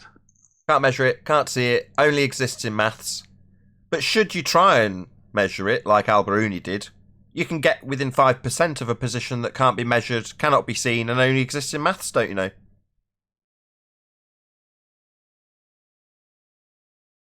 And then we get told, well, at best, what you've done is disprove the radius. Oh, well, thank you. We appreciate that. Yeah. Thanks for catching up. Yeah, but Al-Biruni. The worst thing was, though, he even backed down on those words afterwards, saying that he never said them. But yet, when presented with the video of him actually saying those words, he still denies that he said them. I'm like, what are you talking about? You can't deny it when you're on camera saying it. But he just pretends he didn't say it. It's like, saying it? Yeah. Nobody on this side calls him out for it. Sleepy Warrior did a whole video series. He needed more clown music. But basically, he denied even saying that. He even put a challenge up that basically asserted, like a bet, you won't be able to prove I've said those words, and then Anthony just played them. And he still denied it. It was unreal. Yeah. Wow. I ignored him ever since that. I was like, Jesus Christ, you guys can say or do anything you want and then just change it as though it never happened and expect that people will just accept that it didn't happen because you said it didn't happen, even though you're on camera. It's like Hillbilly Blue Balls with the gas pressure without a container video title, but he uses a pipe to get the container pressure. He doesn't seem to see it, and none of the ballers seem to call him out on it. And I'm like, this is ridiculous. I don't know how people get away with this on their side. They're just completely and utterly dishonest. Yeah, same with people like Prof. Phil Bell, who would laugh along while they all do the usual routine of claiming that we're idiots because we say things like water vapour's a gas, and they laugh their heads off. What idiot flat earthers? They think water vapour's a gas. Yeah, it is. But a professor who works in hydrology, I kid you not, will laugh and say, and I quote, "That's the dumbest thing I've ever heard," in agreement to idiots claiming that water vapour is not a gas. Professor of hydrology, I kid you not. He claimed he never said that. That was my point. Sorry, good job you said that. I forgot my point. He also denied that he said that. Jesus, man. Nathan, I was over talking to you there, and I apologize for that. But what I wanted to say was Al-Biruni back then got within 5%. And today, with all the technology and the instrumentation that they brag about, they can't even see it. Yeah, we've gone from Al-Biruni being able to measure it to the modern situation where they declare that with a hand wave, we can't see a geometric horizon. Well, why would they say that? Well, because we've debunked it. We've demonstrated beyond all certitude that it can't be geometric, physical, and an Earth curve edge. So therefore, they tell us we can't see the geometric horizon. It only exists in the maths. Well, didn't it used to block boats and buildings? Yeah. Greetings from Los Angeles, boys, says Retro Bill. Thank you very much for the super chat, Retro Bill. Greetings, sir. It used to in the pre-Black Swan era. What, pre-2020? Yep. That's when it used to, or that's when they were able to say it, but they can't even say it now. It's hilarious. Now we get things like, who on earth would make the statement that if the Earth was a sphere with a radius of 3959, then every distance to horizon measurement must be no more than 1.2 times the square root of the observer's height in feet? Who on earth would make such a straw man statement? That would be your claim that Earth's a sphere with geometry? You complete morons. They think that's a straw man now. They think their own claim is a straw man. That's how stupid the people we deal with are. Yeah. Yeah, because those very limits are what they used to tell us we're blocking boats. So, yeah, you guys used to make that freaking statement. You guys retarded, man. Haven't we confirmed that the Earth curve calculators use that formula? Oh, yes, they definitely. It's basic standard geometry. Just utilization of a presupposed R value and an assertion inside elevation, otherwise known as Muppet vision, fondly by us, or orthographic view to be accurate, removes all aspects of perspective by placing you in the side of the frame. So you're on the left-hand side of the frame, the target's on the right-hand side of the frame, and you draw a line between you, seeing the side of your own head, and the target, which won't change its size regardless of distance. So in the Earth curve maths, a 10-foot wall is a 10-foot wall even if it's a million miles away. And the only thing that's ever going to get that 10-foot wall to disappear is Earth curve. And they'll ask you how many feet and inches are missing from the 10-foot wall because Earth curve's got in the way. They just ignore the fact that the angular size of that 10-foot wall will decrease with distance.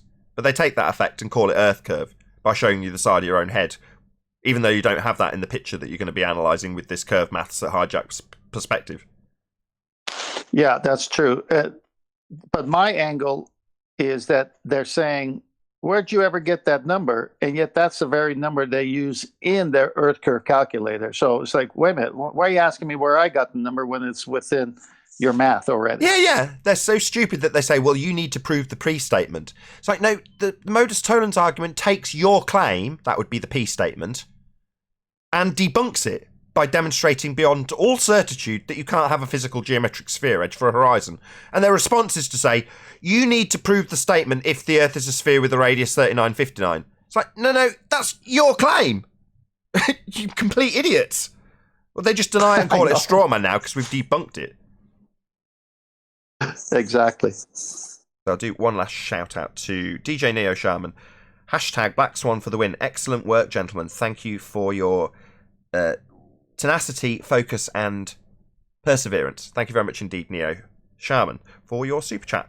If you are watching this on the Nathan Oakley or Nathan Oakley 1980 premiering streams, then stay tuned, as there will be an after show to follow. Unfortunately, if you're watching this live on Nathan Oakley 1980, this is where we bid you farewell. A massive, huge, enormous thank you to all of you who smashed the super chat, liked, commented, shared, subscribed, and all that good stuff. Be sure to check out nathanoakley.com and the Flat Earth Debate Forum to keep up to date with the community debate. Massive thank you to today's Discord and G+ panels for making today's live show possible.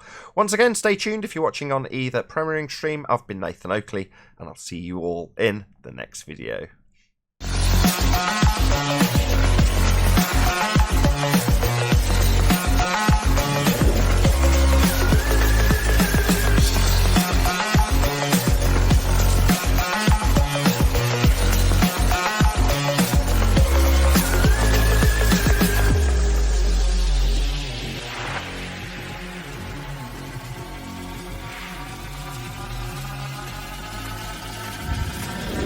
Oh, what a day! What a lovely day!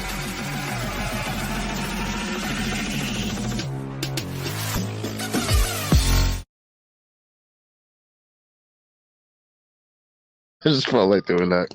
Come on, Ren. Let me hear it. Shut up.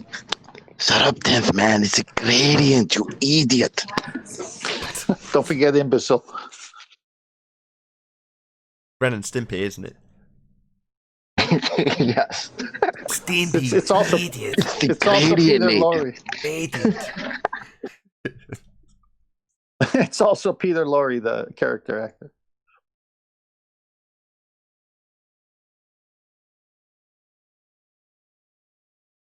I gotta say one more time that my favorite part of the Spurs and the PhD. So at one point, the PhD says, Spurs is asking him what the cause was, right? And he says very angrily, like, the cause was the masses that I buried in the ground. So Spurs says, so the masses that you buried in the ground caused the phenomenon we see in nature? And he's like, no. That was funny. And then I sent my students I was dying because it reminded me, I don't know if you guys ever see Happy Gilmore, when he's battling with that guy, Shooter McGowan. And he's like, I eat pieces of shit like you for breakfast. You eat pieces of shit for breakfast? No. No, but then he said later, right in the same, I think, sentence, or right after, and then after I bury it, I send my students with the instruments to find it. Yeah. It's like, wait a minute, you caused the whole thing, and you gave your students instruments that could vary density underground? Yes, he did! Respect his authority! That's how he sounded, man. It was so bad. Like, wow, you just made your little profession look real silly. Almost that. It's bad.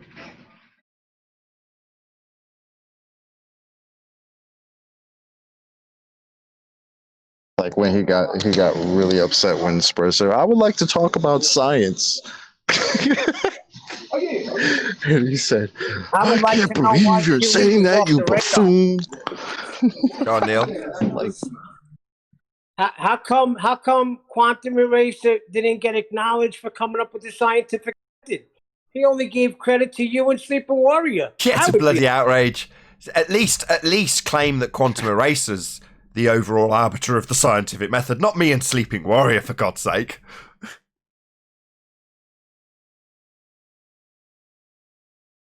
Yeah, apparently me and Sleeping Warrior, we're the men. When it comes to the scientific method, it's basically ours, according to this PhD pseudoscientist who doesn't adhere to the method. Therefore, it's just some flat earthers method that's advanced humanity through all these years. funny that PhD would have the names of Nathan Oakley and Sleeping Warrior on their brains. Chocolate, you're talking all over Neil. Oh, I'm sorry, Neil. I said I don't know what I was expecting. He's putting the wrong pseudoscience. So why was I going to think he would get it right with you guys? Hold on, guys.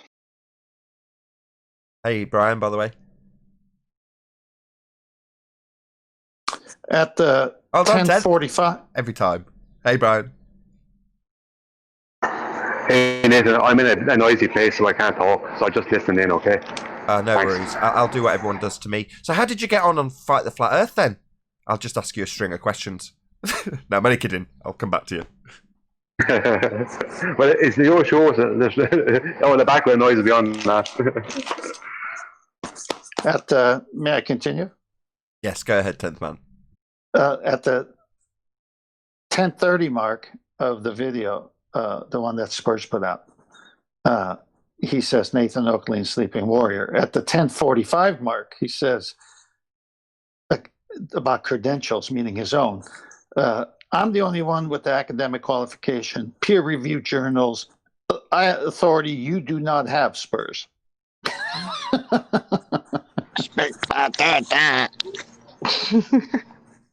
So sad. These people are running scared. They're so used to having people just accept what they say because they call themselves scientists and hold up their PhDs. And then now, 2020, flat earthers are humiliating them and exposing them as the pseudoscientists that they actually are. And that's infuriating if you're used to the power that is asserted and acquired when you use the word science. But it just takes a few flat earthers to point out what science actually is, and you're screaming, respect my authority. May I comment on that from a side? Yeah, go ahead. Not all flat earthers, just flat earthers who know the arguments, know what science is, and know how to debate because they've been on your platform watching the trolls do everything they can to obfuscate, doublespeak. And we've learned in the trenches. So it's like, bring it. It's just so exciting for me to talk about the subject now after being schooled here for a couple of years or whatever length it's been. It's like, I've heard everything. Everyone on their side has shot all their ammo. Just bring it. I'm ready for you. Did you hear Spurs qualified the name of his channel when he was last on? No. He basically said, under no pressure is how flat earthers should feel. We have the winning arguments. We're not going to have a new, out of the blue, golden bullet from the globe side. We've already demolished it. So we're under no pressure. And that's exactly how Spurs held himself when he was dealing with a totally out of the blue PhD, and a very angry one at that, who's basically been held to task by a flat earther who just knew what the scientific method was. As we all do. We were all taught it. How about gas behavior? Just describe it as a solid. Just do a Thunderf00t and just bring out the bouncy balls. Hey, I want to talk about the peer review process. When people start throwing out the peer review process, if you just do a quick Google search, say problem with peer review journals, here's the headlines that pop up right off the bat. The mess that is the peer review and what science should be done about it. Peer review, flawed process at the heart of science and journals. Science is suffering because peer review has big problems. There's big problems. Peer review, the worst way to judge research except all others. Those are when they start bringing up peer review process, I just start throwing. Thanks. Does anybody know the actual process, if you were employing science, that would be done to validate something? As opposed to peer review? Scientific method? Experiment? Experiment. You'd repeat it. Precisely. Systematic experimentation. Isn't the problem with with peer reviews that they're not really that critical, from what I understand? It's just like not a big science. problem. If your claim is a scientific claim, then the paper will say this causes that. That's what the paper will say, in essence. And if you're going to validate that, the way to validate it is to repeat the experiment. That would be to follow the process of systematic experimentation. Follow in the footsteps and repeat the process. I vary and manipulate the assumed cause and see if it does indeed cause the effect. That would be a satisfactory scientific review. Peer review isn't that. Okay. If you read the articles, sorry about this. Sorry.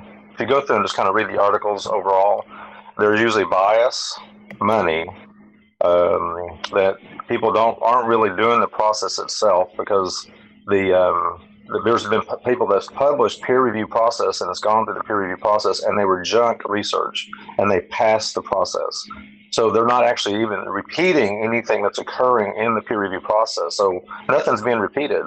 I mean, but every article talks about it along the same line. It's money, bias, and no one's actually doing the research to see if they're getting the same results. Well, you gotta pass the bill and then read it, according to the politicians. Often these researchers are being funded by the same groups, right? So they're not gonna go against one paper that's being funded by the same people they're being funded by. So all you got to do is follow the money, and it's usually coming from, relatively a small amount of sources, and you don't want to piss them off. You want to give them something. So often they're pushing through peer review to impress the funding, so they'll get more funding for their next project. That's all it's about. The basis for scientism, at least, from what I understand. Say that one more time. I talked over the top of it. I said it sounds like the basis for scientism as we know it. I don't know about scientism. It's pseudoscience. It's clearly defined. If you make a claim and say it's science and you haven't gone through the scientific method, it is ipso facto, by definition, pseudoscience. Pseudoscientism. I don't know. If you like.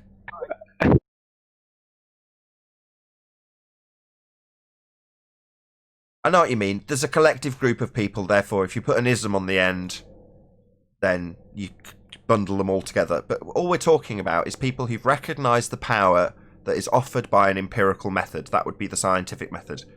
Now, if you're all trained, as we are in the Western world, how the scientific method works and how it offers empirical evidence, and you don't have that, it's really useful to just say you've got it. And most of the time, people will go along with it. And that's wonderful while it lasts, until a flat earther like Spurs comes along and says, let's see your actual science, and then you're told to be respectful of their PhD and their peer review process and their non-adherence to science. And that's qualified. That's got a definition. That's pseudo-science. Isn't it interesting in the year 2020 that flat earthers are holding fast and hard and not bastardizing the scientific method, and the ballers are? Yep. 2014, the whole body of science proves we're on a sphere. 2020, we don't have a geometric horizon. You can't see it, you can't measure it, it only exists in the maths. The whole body of science proves the globe. We can't see Earth curve in the geometric horizon. That's where we've come from, and that's where we are now.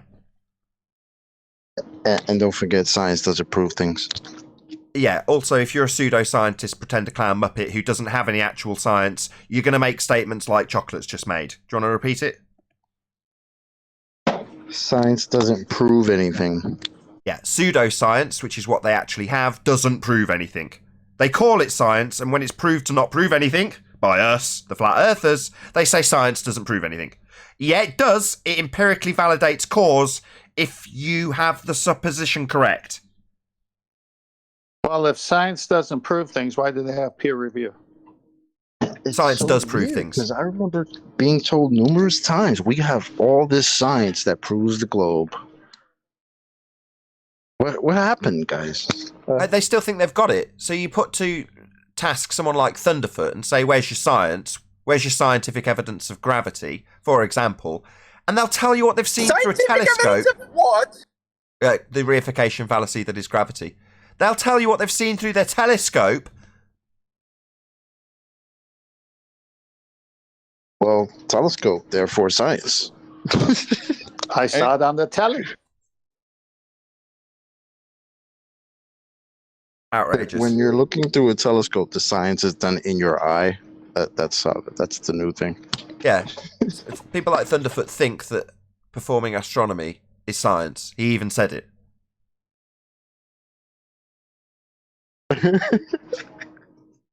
Okay. Yeah, we're going to need a viable hypothesis for your observation of Jupiter making a full rotation. Rotation? That sounds quite assumptive. Nevertheless, we're going to need a valid hypothesis with an alternative and a null. And then we're going to need to see the systematic experimentation that was done to validate that which you observed in nature as a phenomenon. This Jupiter light in the sky. Oh, what's that you say? None of that's been done, but you say it's a ball of gas in a sky vacuum in violation of natural law. No, mate, that's just your adherence to your own fundamentalist religious zealotry and utilisation of said fundamentalist religious zealotry to prove your fundamentalist religious zealotry. Otherwise known as begging the question. They're clowns. They don't even know they're doing it. I think chocolate's onto something. Now I know why they have such a highbrow attitude. They've done science through the eye.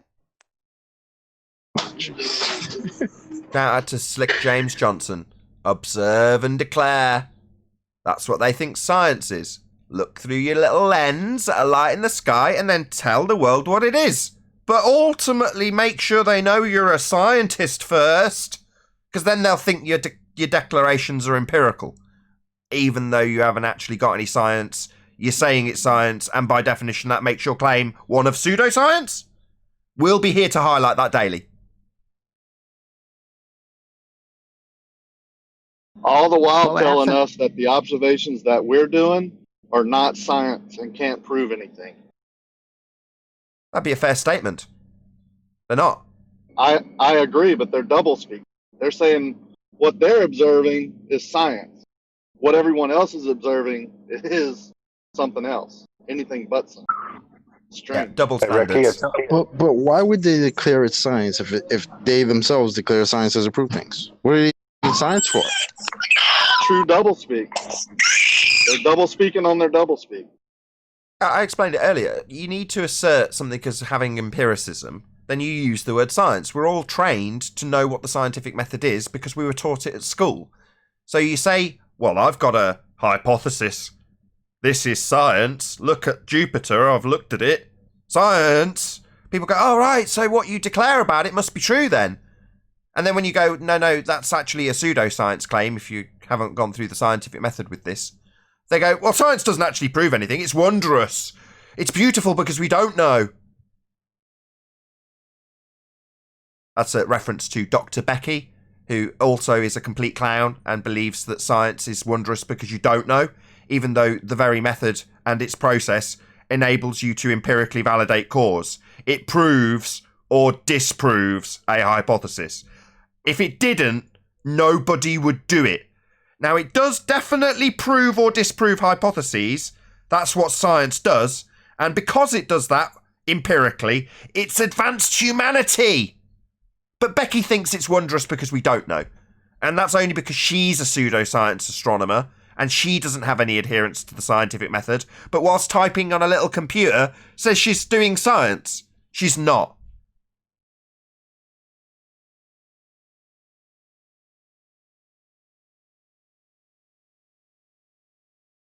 We're surrounded by pretender clown pseudoscientists, and they're all being held to task by us, the flat earthers. It's a great time. Do you remember the meme I sent you? My bad, Tom. Do you remember Neil deGrasse Tyson with his picture and then the words, quote unquote, when different experiments give you the same result, it is no longer subject to your opinion. That's the good thing about science. It's true whether or not you believe in it. That's why it works, Neil deGrasse Tyson. The only problem is they don't stick to the method. Right. Yeah, Thunderf00t made a stupid assertion again when, I can't remember, I think he was describing the spectroscopy of the sun, the claim that it's helium named after Helios. I think Quantum Eraser wanted to make a note on this. But he declared that it was a scientific debate. Oh my God. How to declare openly and boldly that you haven't got a clue what science is. Declare that science is somehow debatable when it's an empirical method of validating cause. No, definitely not up for debate if you've got actual science. But your little lie in the sky you can debate about, can't you? That's because it isn't science.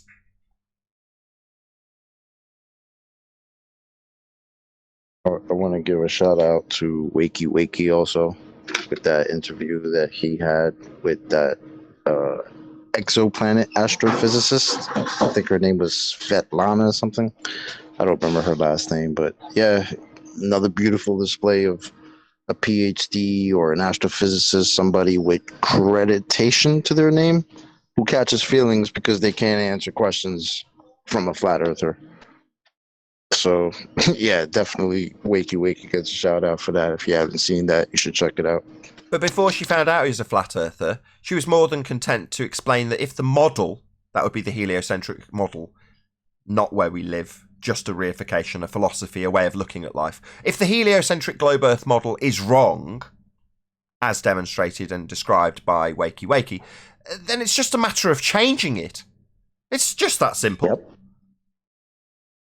Yeah, when he asked her, why is it that, I think it was the moon? Why does the moon appear to be to somebody in Florida, Australia, or something like that at the same time, and that shouldn't happen on the model? She was like, very simply, oh, well, then the model's wrong. Oh, okay. Thanks. And Chocolate, very convenient. Would you give us Mr. Sensible's best statement? What, at best? Yes. Oh, at best, all you've done here is disprove the radius. Let's change the model. AKA, what's also telling, what you've done is prove us wrong. Thanks, Mr. Sensible. Appreciate that. What's also telling is when they have those conversations with PhDs or, scientists over the phone or in person or on the internet, when they don't know they're talking to a flat earther, they're cordial. They'll answer questions and they'll just act like they know all the answers and they know they're above that person.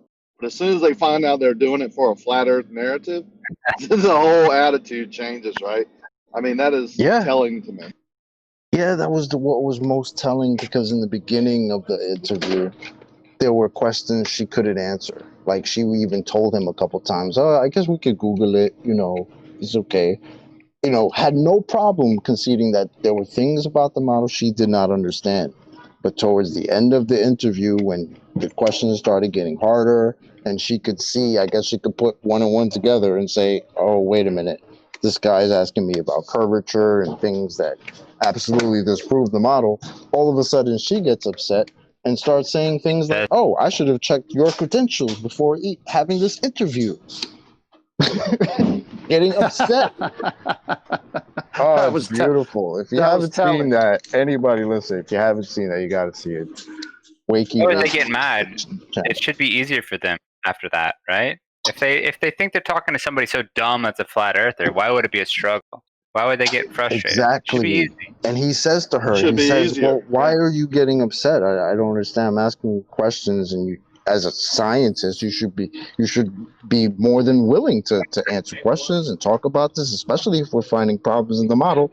She's like, no, I should have checked your credentials, and we shouldn't even be talking. And she got absolutely pissed off.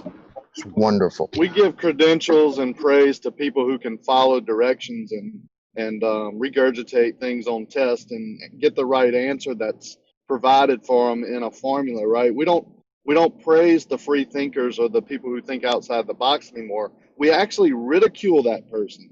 And that's the opposite of science. Yeah. Right? Man, Science is thinking outside the box, going against the norm, seeing if something can be different or another effect can be found.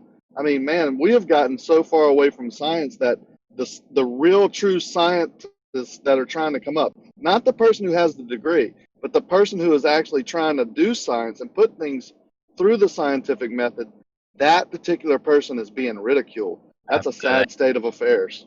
Yep. Hey, Chocolate, can somebody post a link to that? I'd love to. But yeah, absolutely correct, Dave. Were you in Discord?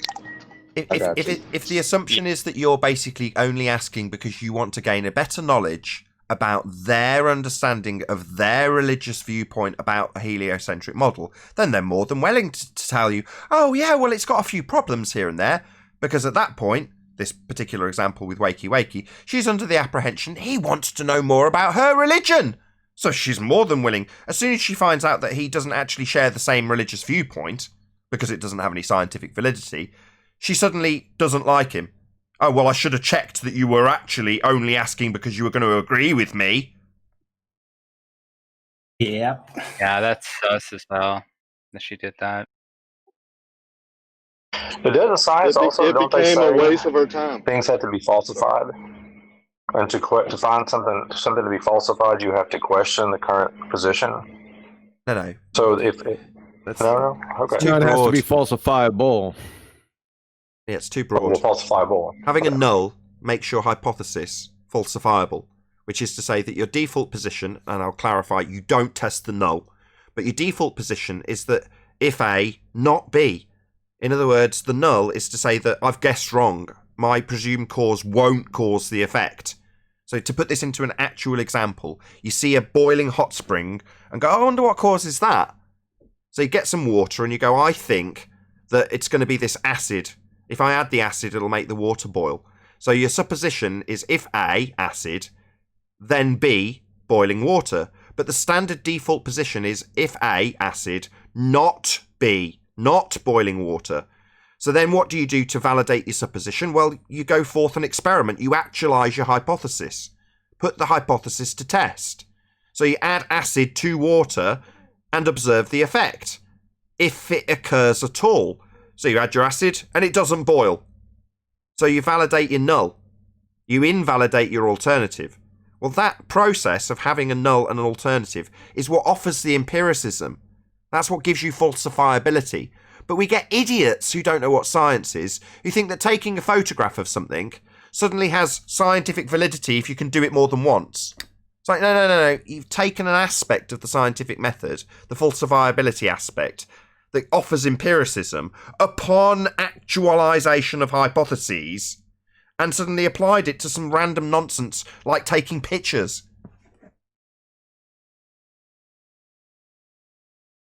Don't miss what I'm asking. I've actually heard the ballers say that you should be trying to disprove your theory, or whatever that thing may be. So even a scientist, he has a theory, he should be just trying himself to disprove that theory. How to get the theory? No. Well, right. I know what you're. That's absurd. Theory, but that's absolutely absurd. I'm just regurgitating what they've been saying. What I've heard. Sure. Let me just pull it apart though. That's absurd. You're trying to prove that you've guessed correctly. I guessed that acid would cause the water to boil. Well, I want that to be proven true. Now, your default position for the empirical nature of the result is that you will also have a null to say that you won't get it right. And at the end of the systematic experimentation, one of those will be found to be correct, one will be disregarded. So if you guess correct, you go, maybe heat causes this. If A, heat, then B, boiling water. The null, if heat, not boiling water. Well, at the end of adding heat to water and watching it boil, you automatically disprove your null.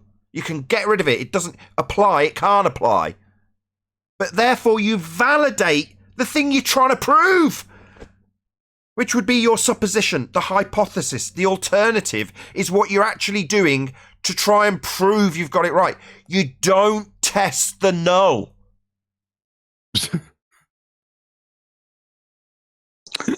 Kiri, while you're here, based on what Nathan just said, with what Paul was stating, the ballers say, how many times does a person who follows the scientific method get their hypothesis right on the first manipulation of the independent variable?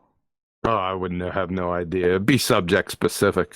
I mean, after you're in the subject for a while, then your educated guesses on what the independent variable is or the cause for the effect gets much better, right? Now, first stepping into a subject, you're going to screw up like all the time. But remember, even if you do screw up, you've proven something, the null. So that's one less thing.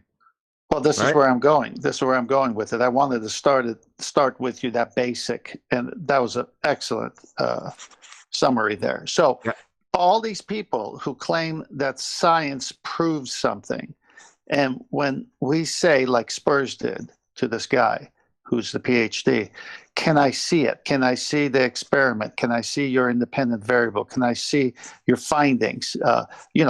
Provide the paperwork. Provide all the nulls. Provide the one that wasn't a null that proved your hypothesis. Where is this? Shouldn't they have a bunch of recorded, like I did it this way? I tried to boil water. It's at sea level at 100 degrees. It didn't boil. So I raised the heat to 150. It didn't boil. Well, there's two nulls right there. And then finally it gets to 212 and it boils. So there's your heat. Now it's working at 212.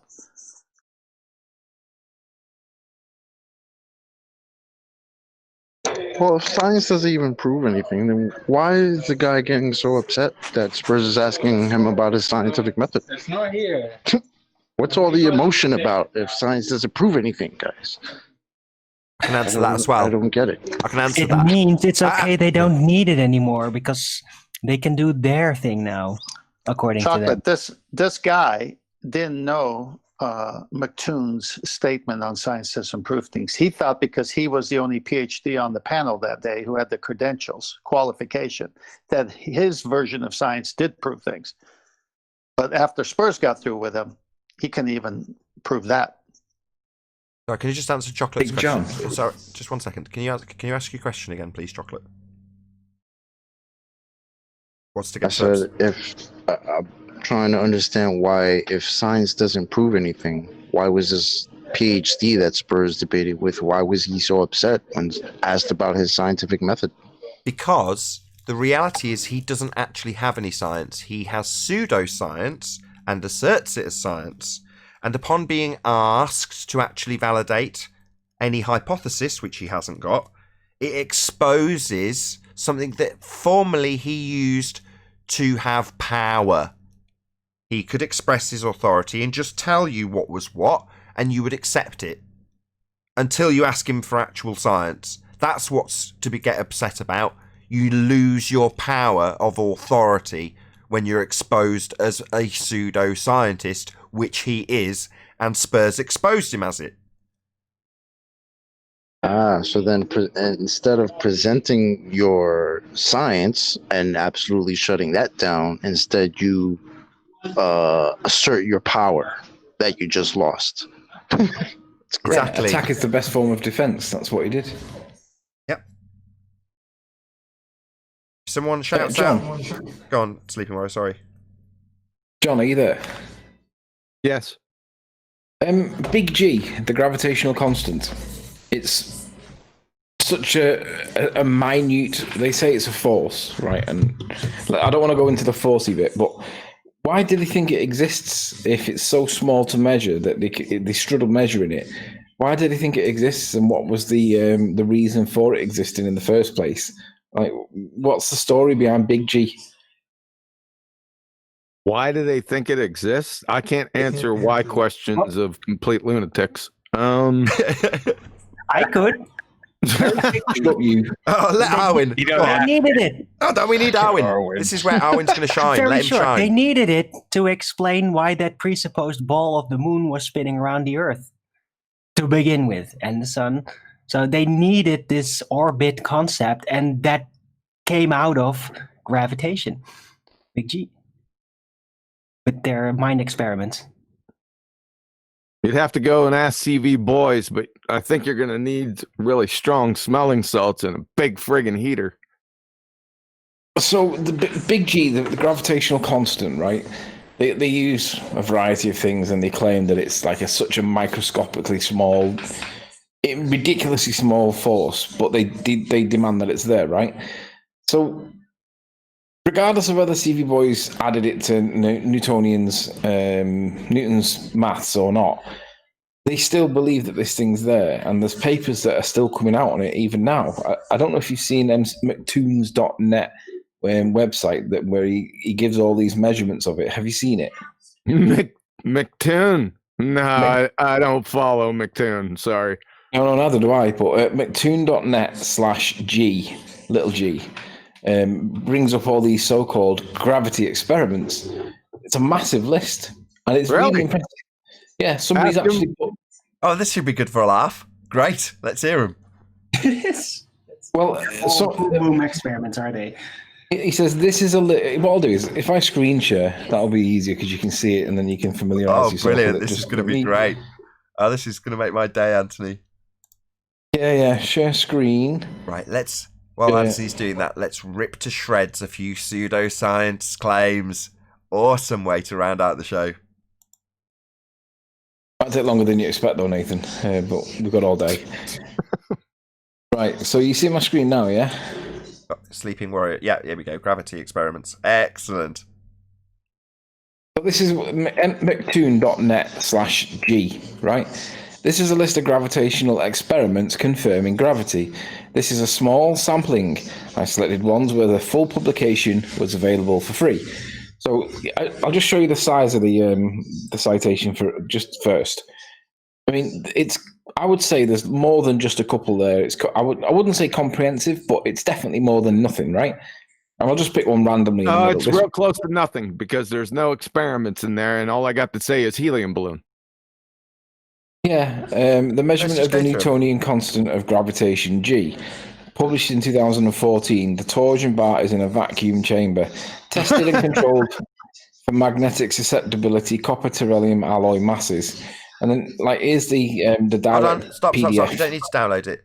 So you already know the answer to all of these, Anthony. I know you're looking for the back and forth, but this is obviously just Cavendish done in a vacuum.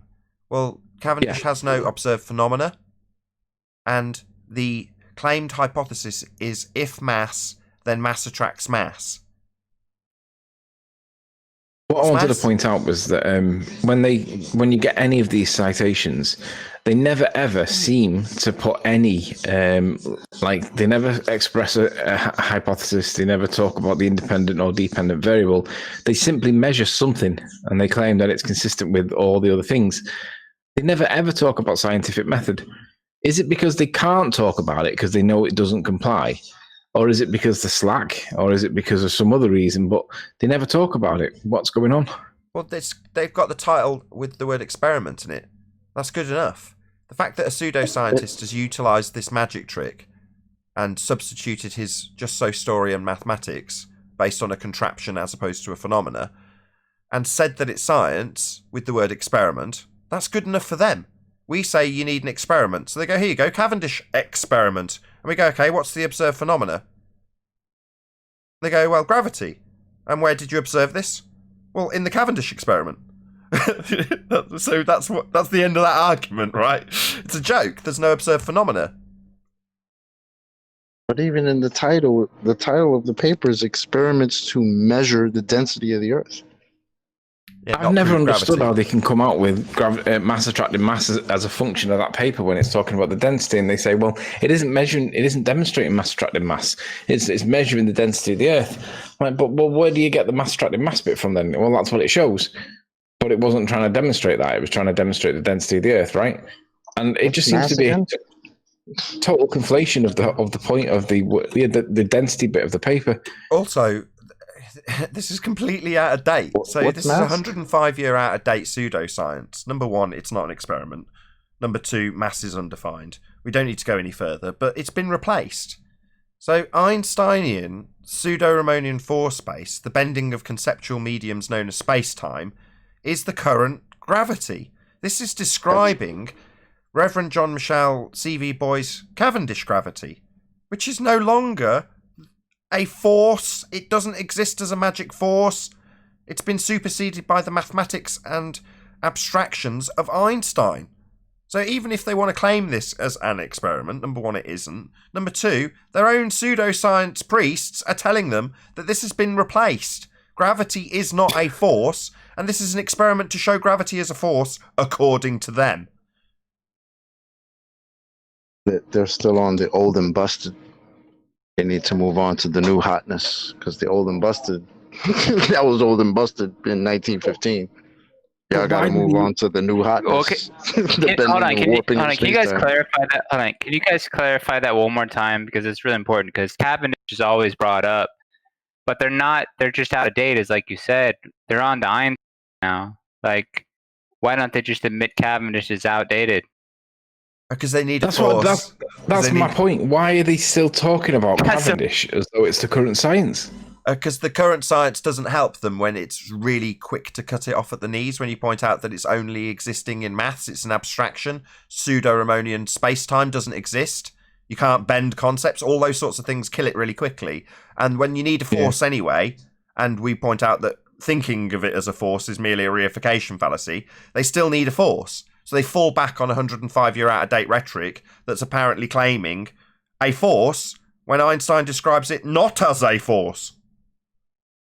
Describes. But why do flat earthers have to remind them of that? Like, why is it the flat earther responsibility to say, hey, dude, you guys are not only a century out of date, you probably don't even know the real science that you should be engaging in. They're just, I don't know, it's just a fucking weird position to be in. Like, flat earth does not need to explain this to you. Yeah. I share your pain, as does Quantum Eraser. Requires that. Yeah. Their model requires that. When they look up G or look up gravity, what does it say? It says, "Oh, Cavendish discovered gravity with the Cavendish experiment," or nonsense like that, right? And that's what they have to go on. Yeah, but by the same token, hold on to it. The guy's sentiment It's is almost to say, like it's almost as if when Einstein said that gravity is no longer a force, it's an effect of the curvature of space-time caused by the uneven distribution of mass. It's almost as if they don't want that to be remembered, and they sweep it under the mat so it gets forgotten about, and they keep talking about Newtonian concepts because they want that. At least, I mean, it seems intuitive, right? And you can do tests on it because it's something that you can play with and make papers on and all that. But you can't do that with Einstein. So it's almost as if they were like, that's an inconvenient truth. Let's get rid of that, and we'll keep talking about this so everyone thinks it's this. But the guy's exactly. asking, the ultimate reflection of Cavendish is Einstein. So respond to your comment. I've been trying for 3 straight minutes. Hello. So So you asked why we would have to tell them about which pseudoscience they should parrot, and absolutely, it's a really frustrating position to be in. So they're telling us about 105-year out-of-date pseudoscience that their own priests, Neil deGrasse Tyson, Brian Cox, George Musa, they're all telling them it's not a force. So why would we have to do that? Well, because they don't have it and they need it. So we've got to tell them about their own pseudoscience and tell them to correctly parrot their pseudoscience so we can demolish the correct parroted pseudoscience. But we've first got to demolish the 105-year out-of-date stuff to get to the point where we demolish the Einsteinian reification of his mathematics. And that's normally to demolish a claim that we can have gas pressure without a container in violation of the second law of thermodynamics by way of a force that's not a force that you can think of as force, even though it's not a force. And therefore, when pointing that out, we need to go back to the 105-year out-of-date rhetoric. That's why. And even if it was a force, wouldn't ever stop entropy from increasing. No. No. I mean, it's such a small, like, it's ridiculously small. No. Well, we have Achenvirus here. Wasn't he supposed to go ahead and prove Einstein's field equations for the tides? I never got the book. Can we summarize the reason you've been set to task with that, though? You may not have appreciated it at the time, but I'd love to explain why we asked you to do that.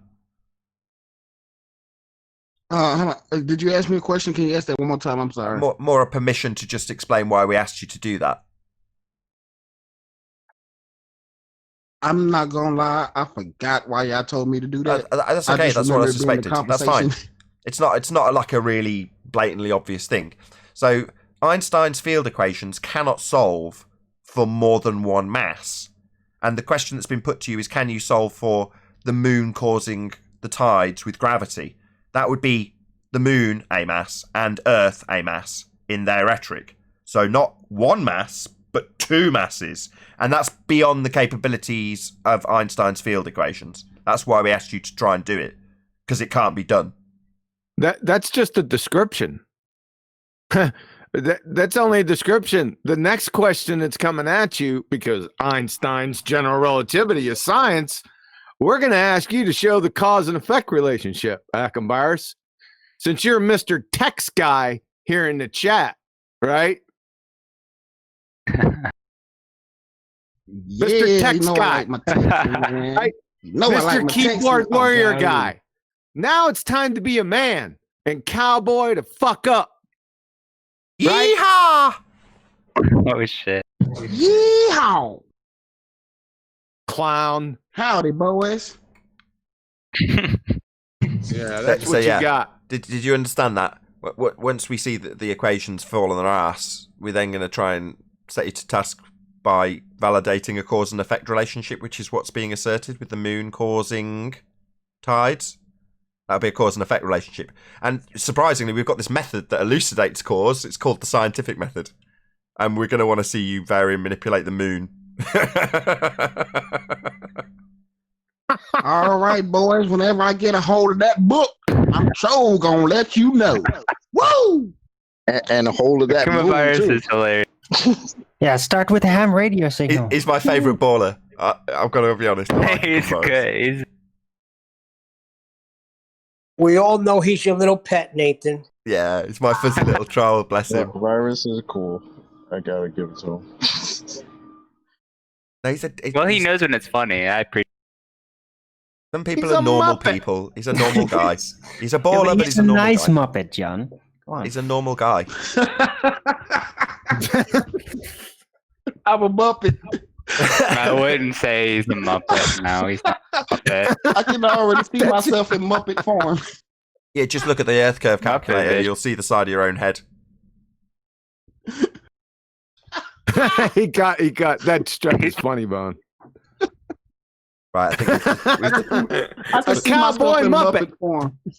We've descended into the jovial ad hom, so I'm probably going to round out the show and say a huge, massive, enormous thank you to both today's Discord and G Plus panels for making the after show possible. And of course, a massive thank you to all of you in either Nathan Oakley 1980 or Nathan Oakley Premiering Streams for hopefully smashing the super chat, liking, commenting, sharing, subscribing, and all that good stuff. Be sure to check out nathanoakley.com and the Flat Earth Debate Forum to keep up to date with the community debate. I've been Nathan Oakley, and I'll see you all in the next video.